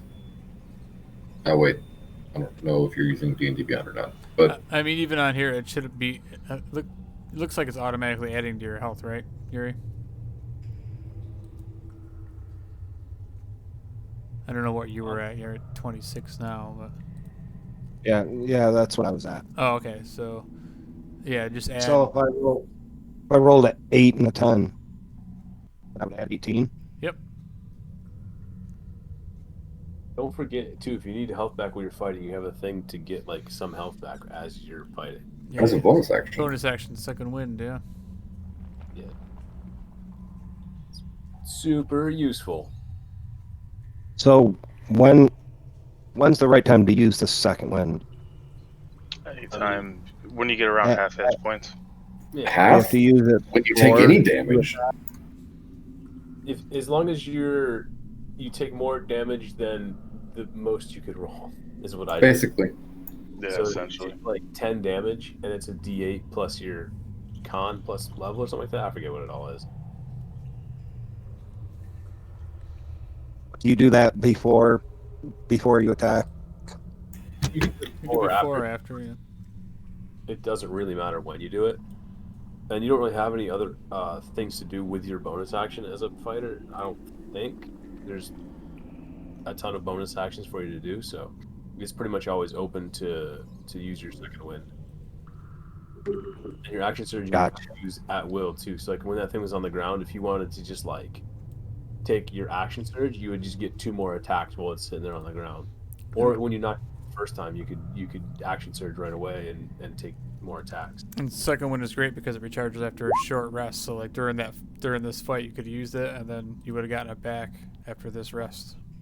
Same with your action surge; they get back on a short rest as well. So basically everything fighters have, including all of your superiority die, everything comes back on a short rest. So don't be afraid to use your stuff because we're pretty much gonna. I mean, It's not hard to take a short rest. Right. yeah. In between the little fights, you wouldn't get it back, but like after a big fight, or if everyone's starting to get low on stuff, don't be afraid to just go full nuclear mode. Use everything. So I should roll all my hit dice then if I need the help. If you're not at full health, then get to full health. There's no reason not to. If you're within a couple, like 2 or 3, I wouldn't roll. But like other than that, yeah, I would just roll again. Especially because it's like the middle of the day still, so you're gonna want to heal up because you're not gonna be able to take another long rest, most likely. Snarlers is blowing through all of his spell slots and shit. Fireball. Full health, but close. I mean, that fireball did some work. I mean, that really shortened that fight. I only used 2 spell slots so far. I used almost all my hit die. I can heal you up too if anybody still needs. No, mine's negative drill. It's 3. I'm not gonna waste a roll on that. I'm only down a very small amount from max. What are you at? What am I at now? Yeah, 59. yeah, you're golden. Jesus Christ, it's double what I am. But I was at 60 today when we started, so I went all the way down to like. You went down to 26, so you like just barely lost half of your health. 26 is almost my max. I I was at 6 hit points just then. Yeah, I have 33 health, so like. At the end of this short rest, I'm also taking Arcane Recovery to recover a spell slot of 3rd.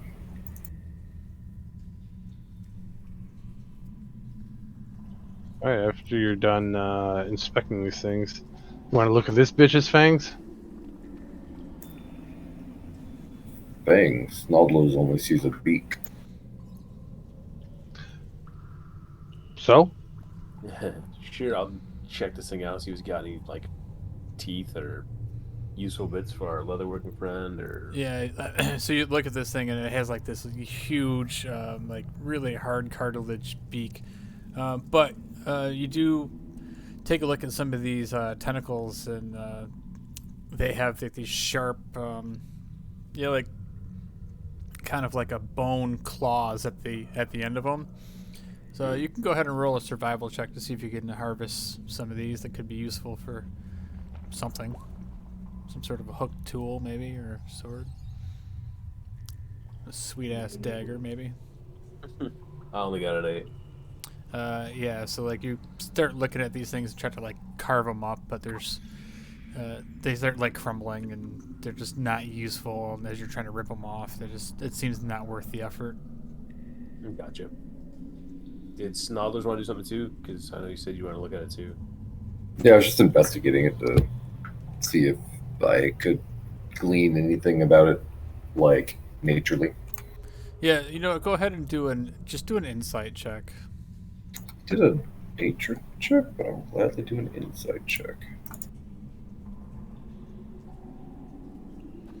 So, like, I have you do an insight check because you're sitting there reviewing your notes, and like after you've realized like how much the magical damage like really affected these creatures, you kind of take note of that they're definitely really affected by magic, and you realize that like everybody's like attacks, are not effective.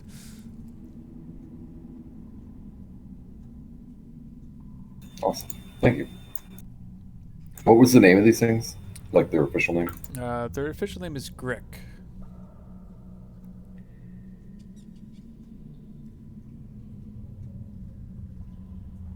Nice.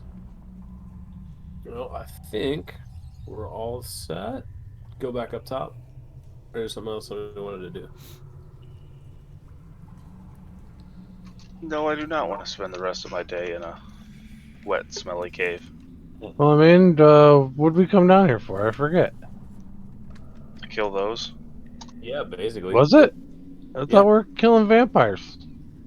No, we're killing unidentified things. I can't wait until we actually fight a vampire. You shit. God your pants. damn vampires. Last time he No fought a vampire. vampire, shit didn't go so good. So. I almost got one shot. Oh yeah, I wasn't there for that. Yeah, you're right. I Yeah, wasn't. but you didn't have conscious on the fireball. Now we have fireball. table. Fucking, we saw the mist from what we think is a vampire, and you were immediately like, "We need to leave now." You're also like level 1. Do we need to, like, climb back out the slippery cave, or? No, I mean, let's say that you guys get out of it. You can even take the other way up. Like, you guys can grab some of these rocks, and it's only like 10 foot high to where that opening was in the side of the cave.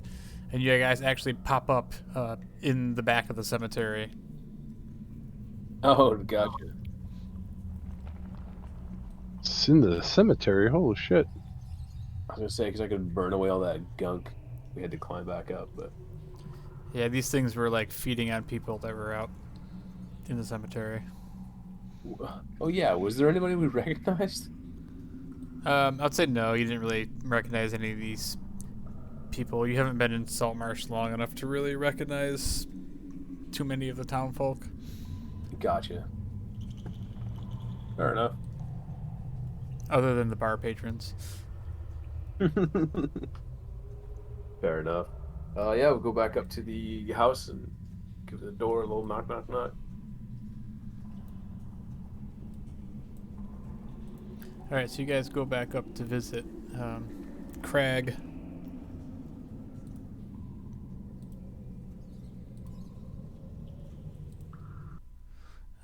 You knock on the door, and he answers, and he's got like stacks of books in his hands. He's like, "Well, what happened? You guys weren't gone very long."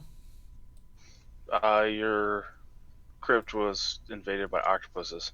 Oh, what? I guess so. They're pretty close to the sea. That makes sense to me.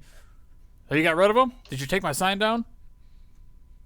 Yeah, your sign was taken down, and they have all been cleared out. Good, because I needed that wood. I got a project I want to work on. Yeah, it's in the backyard. You guys are all right. So, come in. I did a little bit of research. I found some stuff out, but I don't know if it's the answers you're looking for, but wipe your shoes off. What is all that shit on your shoes? It's, What do you got to eat, old man? goo. So he points over to the kitchen. Help yourself there, fatty. I just stumble in. Not paying I just attention. went into the kitchen and start digging through all this stuff. So you go to this guy's house, and this guy's like a hoarder. Like his house is just like there's just crap everywhere. Like you're like stepping on stuff like through his house. He's like, oh, don't mind the mess. I've been a little busy lately. Come into my study. So you go into this large room, and it's just like littered with books, and they're all stacked up everywhere, like all over the floor. Like there's no rhyme or reason like what he's got going on, but he apparently knows where everything is.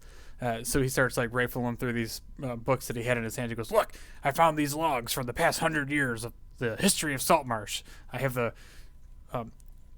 records of people, residents that have come and gone. A couple of these things were very interesting. You mentioned something about vampires, right? Yes. So, 1,000 vampires. well, 1,000. I never say anything about 1,000, but Let's focus on one. I did see something very interesting. That let me see. Where is it? So he starts looking. There's this really smart guy I know named Varen. He said there was 1,000. Varen. I believe him. Varen, you mean the drunk Varen? Hey, I heard Varen's I dead. heard he died. Yeah. I don't. Yeah, he died. He talked a lot of shit. I never trusted a word that he said.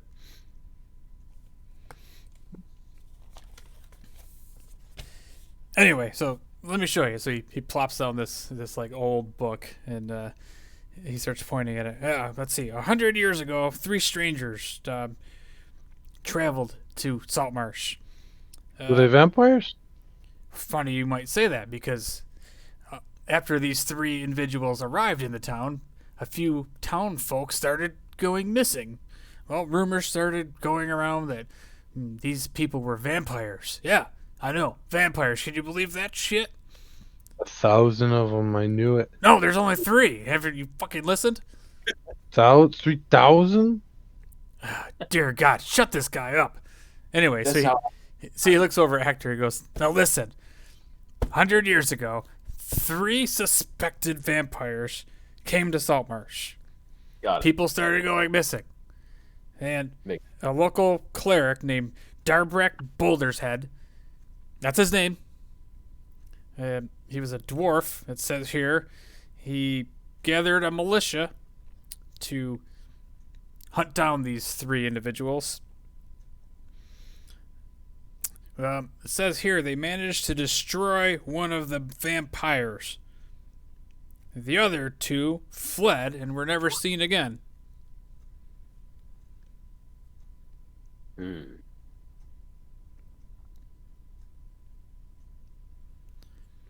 It is Just look rumored. at Boston.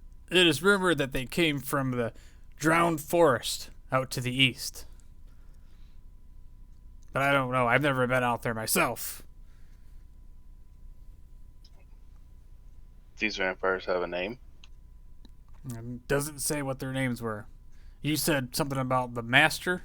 I don't see any masters, but maybe this is just some different vampires. But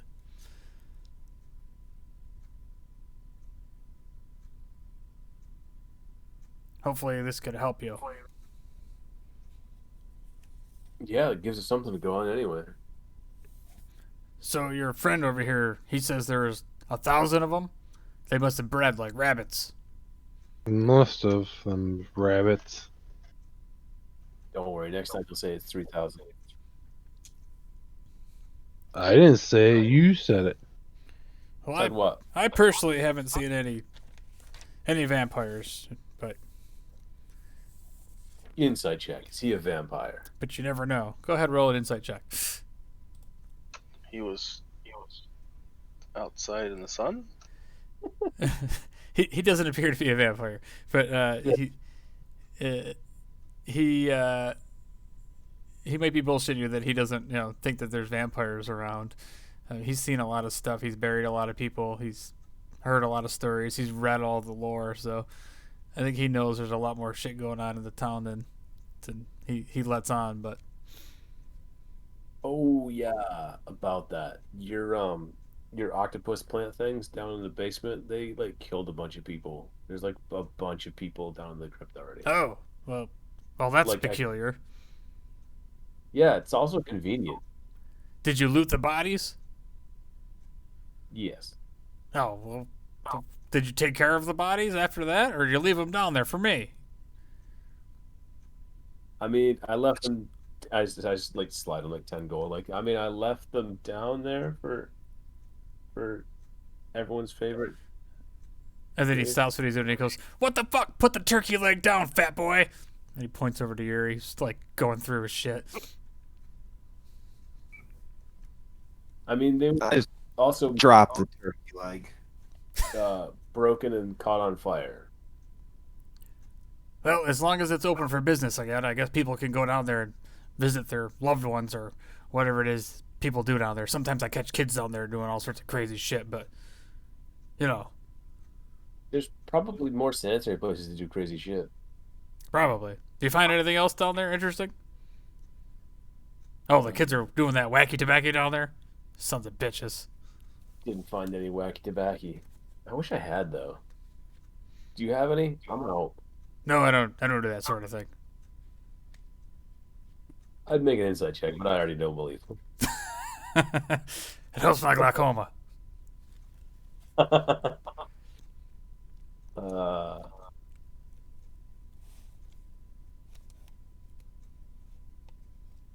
I think that's it. We just needed some information on some vampires. Um, there might still be one in town. Just one. So be careful.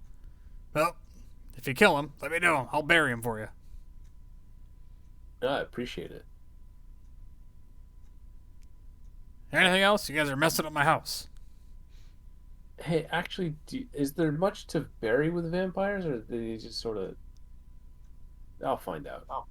No, I don't. I don't know. I've never seen one.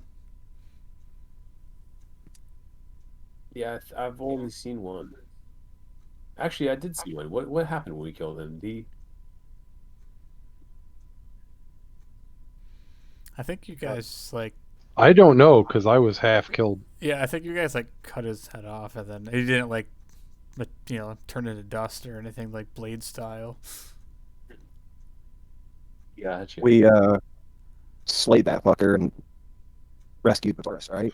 Yeah. Then I think we had the workers burn his body. Yeah. I Then don't- then you gave all the workers the day off.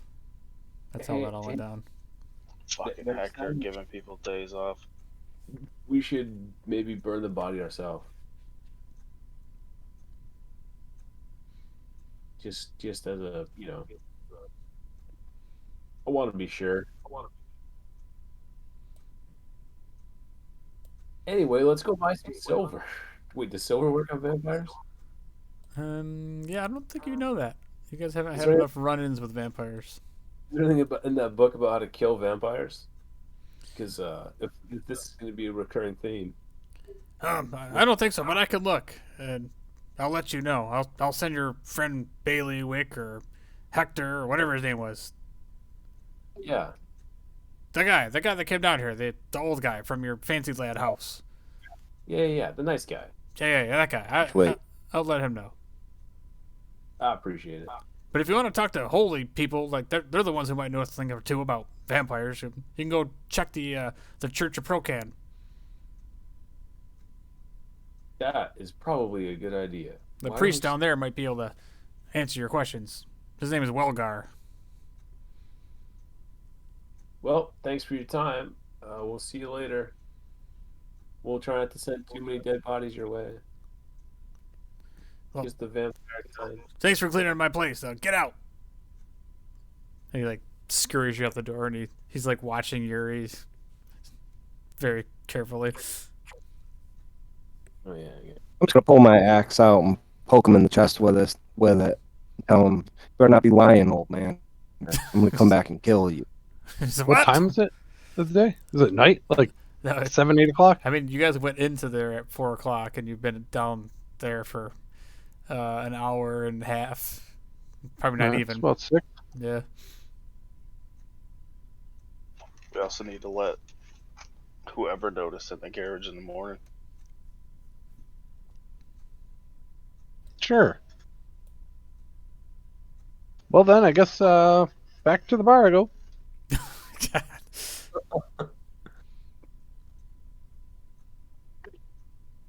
So are we going back to town? Are we going back to the house? Let's go back to the house and drink. Hey, could you guys humor me for just a minute? I want to go back to that house where the vampire baby was. See if he's still there. Vampire baby? The Yeah, mist. vampire baby. What? Wow, this place is fucked. You Thousand No. vampires and babies. Non-Lewis's wonder how they breastfeed. Let's go to the house again. So you talk about like the clerk's house that was over here, the No, Or the shack. crab shack. or the crab shack? the possible vampire. Yeah, the crab shack was over here. Alright, so we're gonna go to the crab shack. Yeah, I want to go. I want to go check it out and see if he's in there. Oh, you want to open the door, huh? Yeah. I want to. Let's fucking poke the bear. Well, it's not Man. quite dark yet, Wait, though. is, So I is mean, the it's still sun out? legit. Yeah, that's yeah. What is the sun out? I'm sure by the time we're done, it's gonna be dark out. All right, so yeah, so you guys, it's not dark. It takes you guys like, 20 minutes to walk down here, and you get to the old like abandoned shack that's all falling apart, and you go in there, and there's not so many crabs in there as there was the last time that were all crawling over and picking the bones clean of all the bodies. You go in there and you see a couple of like skeletons on the ground that are all picked clean, but here and there's a couple of those little blue crabs running around. But you see on the floor that giant stone door. Mm-hmm. It's closed. Should we try to open it? Take a peek in? I mean, Why You did guys we come go here? ahead. yeah. Let's see if he's home. Well, we need your strength over here, Yuri. Stop being a bitch. Jesus Christ. Oh my god. You guys are steady setting me up for failure. Haven't failed yet. All right. All right, so go ahead and roll some athletics checks there, whoever's doing it. So Vasen does it with Yuri's help. You guys, Yuri gets his axe blade under there and shimmies the door up enough for Vasen gets under there, and it's like half drunk, just like puts his drunk strength into it, and the two of you guys just lift this giant door up, and it's up like halfway up, and you get this smell of like death and decay, and the cold breeze come out from underneath the floor. As you look down in there, Yuri, you see a pile of bones and a coffin.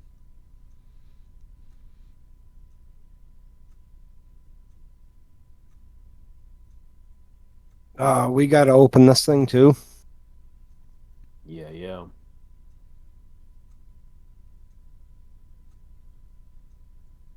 Is that something that one person I could open myself, or do two of us have Well, to right do now it? you guys are both standing there with the door halfway up. I mean, it's up to you if you want to go down there and try it, or I'm gonna use a. Oh, I can't do anything. Hey, We gotta look, hold this door open, right? Or do we like flip it open? you can flip it all the way over, and drop it. Or... Yeah. Well, let's flip it all the way over. All right. Hey, quick question. What if we just lock this thing? Just put some chains around it. I start patting my pockets, looking for I'm like, I don't have a lock. Do you? Yeah. So as you do that, the whole thing flips over and just slams on the ground as you like take your hands off of it, and it's just this boom, this huge noise. I want to use the rod of finding. Okay. Oh, shit.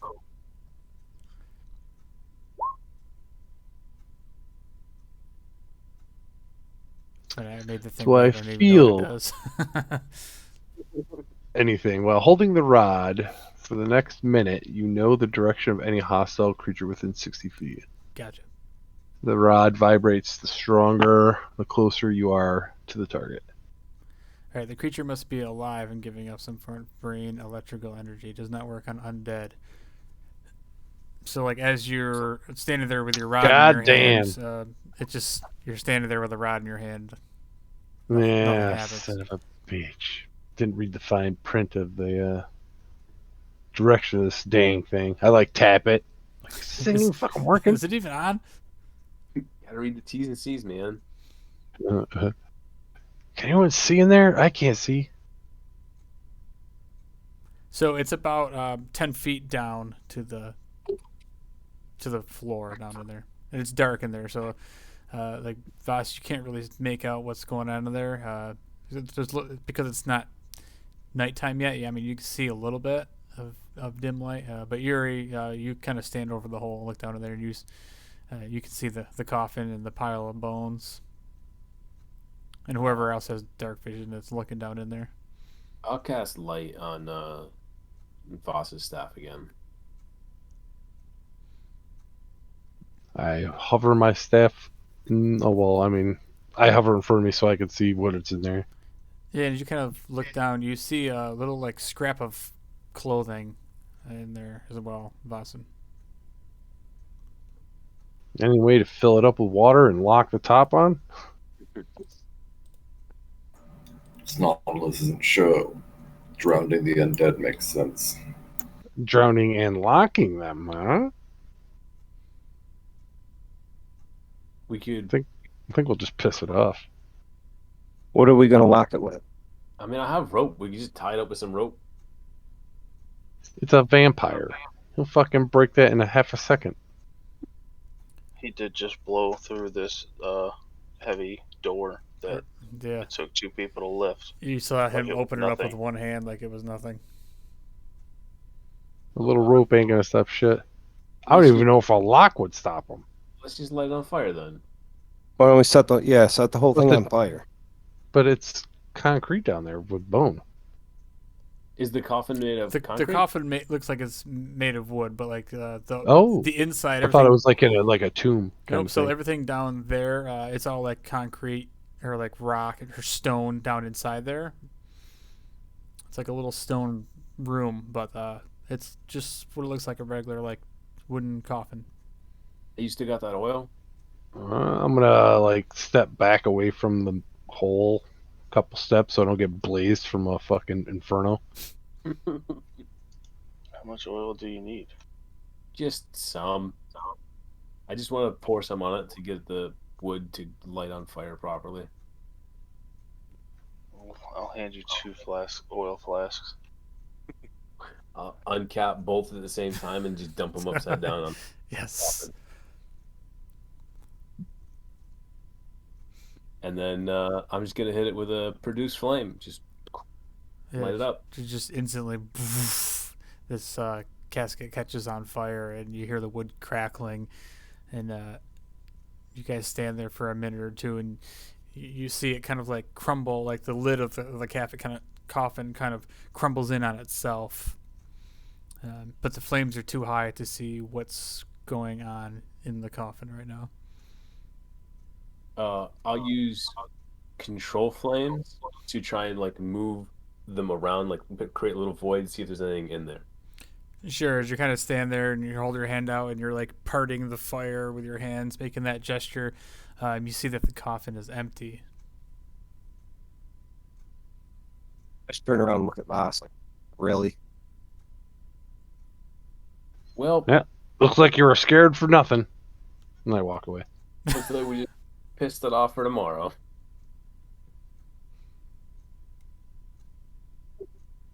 And yeah, I'll let this thing burn up completely and just. I want to see. All right, hold on. I want to see that with that scrap of cloth. So just fucking cover me, and I'm just gonna. How far down is the hole? It's 10 feet. 10 feet. Fuck. All right. So you can have somebody like lower you down without like getting hurt jumping down there. Yeah, I'm just gonna take out the rope from my backpack and hand it to Yuri and just be like, I'll be right back. Hold this. I just fast rope down there. Grab up this scrap of cloth and see if there's anything else. Yeah, so when you get down there, you find this scrap of cloth and you start pulling at it, and you realize it's under a stack of bones, and it's actually a dress. Oh, dang it. Is there bones still in it? No, it's actually like a dress by itself. Like it wasn't um, on somebody. It wasn't clothing on somebody. Oh, weird. Is there any gold down there? Uh, who knows? What'd you find? Just clothing. Any Is it- markings on it? I don't know. Is there any? First of all, is there any other? What's it clothing? look like? Second of all, just dress up top. All right, so Is you what- take a couple of minutes just to look around down there, and you don't find anything other than a bunch of bones and like belt buckles and a couple like pairs of like shoes and stuff. But yeah, the dress looks different, like from everything else. It is like not an ornate dress, but it is like a nice looking like red dress compared to like the other like scraps of clothing that you do find down there, like some fisherman's clothes and just basic stuff. That's all you find. No like other distinguishing marks or anything on the dress. All right, pull me back up. This place is giving me the creeps.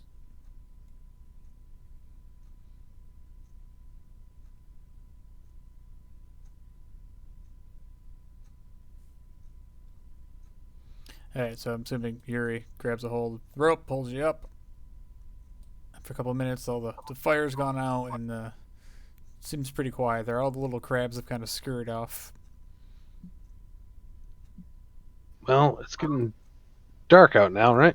Yeah, Better get home. it's definitely evening. Sun will be going down in another 2 hours or so. Yeah. Does it take less than 2 hours to get home? No, I mean you guys are only like a half hour away from home. Half hour's walk back Yeah. around. Best to get home when there's still some sunlight. I thought we had to go talk to the captain of the guard and tell me one of the wagon tomorrow. All right, yeah. How long does that take to do that and get back? All right, well, so it's another like 45 minutes walk all the way across town if you want to get to Eleander's, or it's another like half hour walk to get like back into town where you might find a guard or something. How fast would it be if we had horses? To like get to To town. only- Oh, it's like get to- so horses are back. going to cut the time in half. So Great. I will cast conjure animals and get us all horses. nice. How many can you conjure? I'm looking it up right now, but I think it's like 8. Sweet. Yeah, 8 horses. So I called dibs on a pony. I just start counting. I'm like, why is there so many horses? Where did those come from? You should have launched those 60 feet from the sky. Oh God.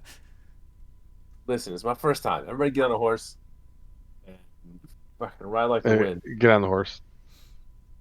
He's Okay. only going to last for an hour, so don't fall off. Guys, I'm getting on my horse. I didn't catch any of that. What'd you say, Yuri? I need help getting on my horse. Oh yeah. There are some smaller ones and some bigger ones. Just pick a small one. Also, hopefully you guys can ride without saddles, because if not, you're in trouble. Is everybody proficient with land vehicles? I'm proficient in water vehicles. Maybe you could Negative. ride a seahorse. No. Next time we're in the ocean, I'm going to summon a giant seahorse. All right, so if anybody's not proficient with land vehicles, everybody roll an animal handling check.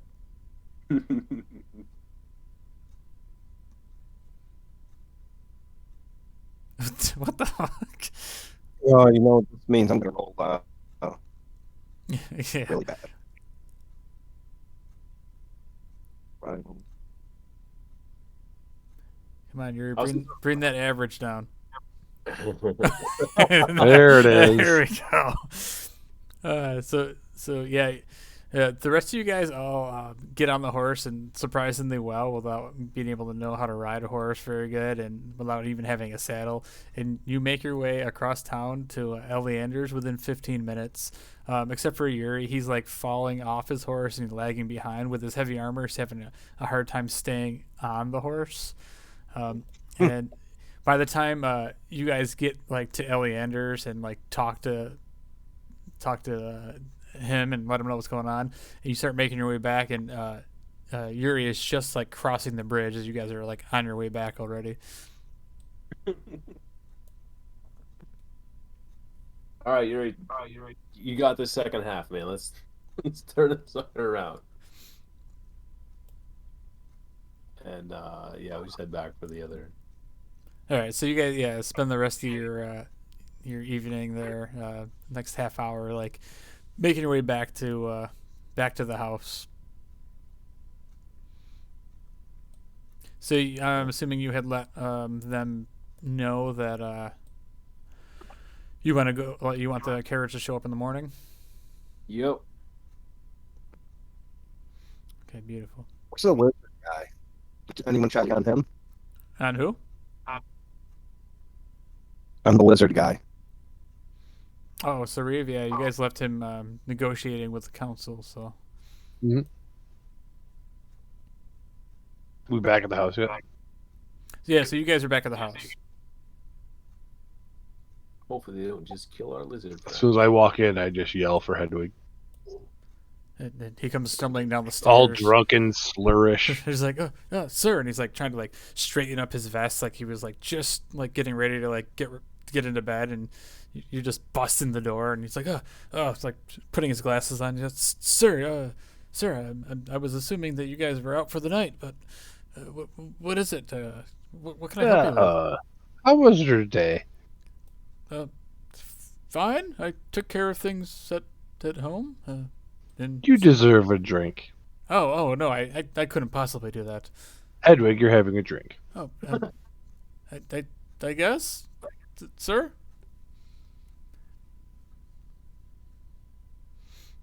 So yeah, he accepts a swig of your gourd. I take a swig All right, so right after. so Hedwig That's not good. so Hedwig drinks it, and he's just like he starts coughing, and he's like, oof, I don't know how much more of these I could handle. I ask him if he sent out for the materials I requested. Oh, yeah, yes, of course. I've done everything as you asked. And Master Yuri, by the way, we received all your hay, and your rope is all here. It's all in the basement, ready for you. Nice. I appreciate my it. brewmaster there. Oh, yes, I think he just retired for the evening. He just went home, but Okay, then I will not disturb him. Oh. Hey, what time is it right now? so like 7 o'clock probably. All right. Never mind. I was thinking about running off to the church real quick, but I can wait for another day. Actually, I talked to Hedwig as well, and say so we talked to the lore master. He was super helpful. He didn't have any information on how to fight vampires, so if you could check back in with him, see if he has some more information. Also check around like the clergy for us. I'm gonna check too, but like we might be going out of town in the morning. Actually, we're definitely going out of town in the morning, so Well, very You good, can't- sir. I could follow up with the gravedigger. He was an interesting fellow, but if this is what you wish for me to do, I shall do this. And the church, I guess I could also make my rounds over at the church and talk to Welgar. I haven't seen him in years, but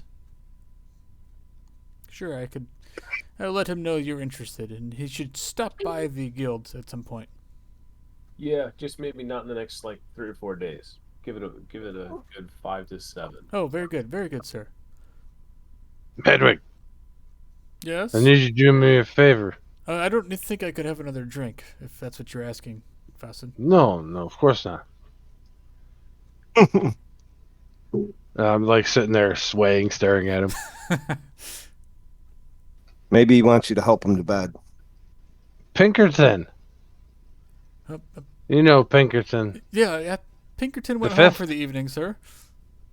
Yeah, he's the guy brewing some stuff. Yes, Would sir. you find out when it's done? I need you to bring a cask over to the snap-in line. Ah, very good, sir. Yes. Hannah. Excellent. Yeah. Give him a gallon of it. Sounds perfect. Just to get their lips wet. I just giving it to them, so free of charge. Yes. Oh, very good, sir. Very good. You do great work here. I take another sip of my gourd. Oh, thank you. This is very flattering. Much better than working for Eliander, I Very, must say. very hammered right now. I think I'm gonna go get a snack and then go over to bed. Oh, very good. Excellent idea. If you don't mind, I would like to turn in for the night myself. Come have a snack. Nautilus also needs to take a slit. Sure, we're done for the day. I'll pop a cork on one of my bottles of wine. The expensive one. Because My head peeks right out immediately from the kitchen. Nightcap. What are you pouring? the red one. You want some? Absolutely. Oh my god. Foolish question to ask.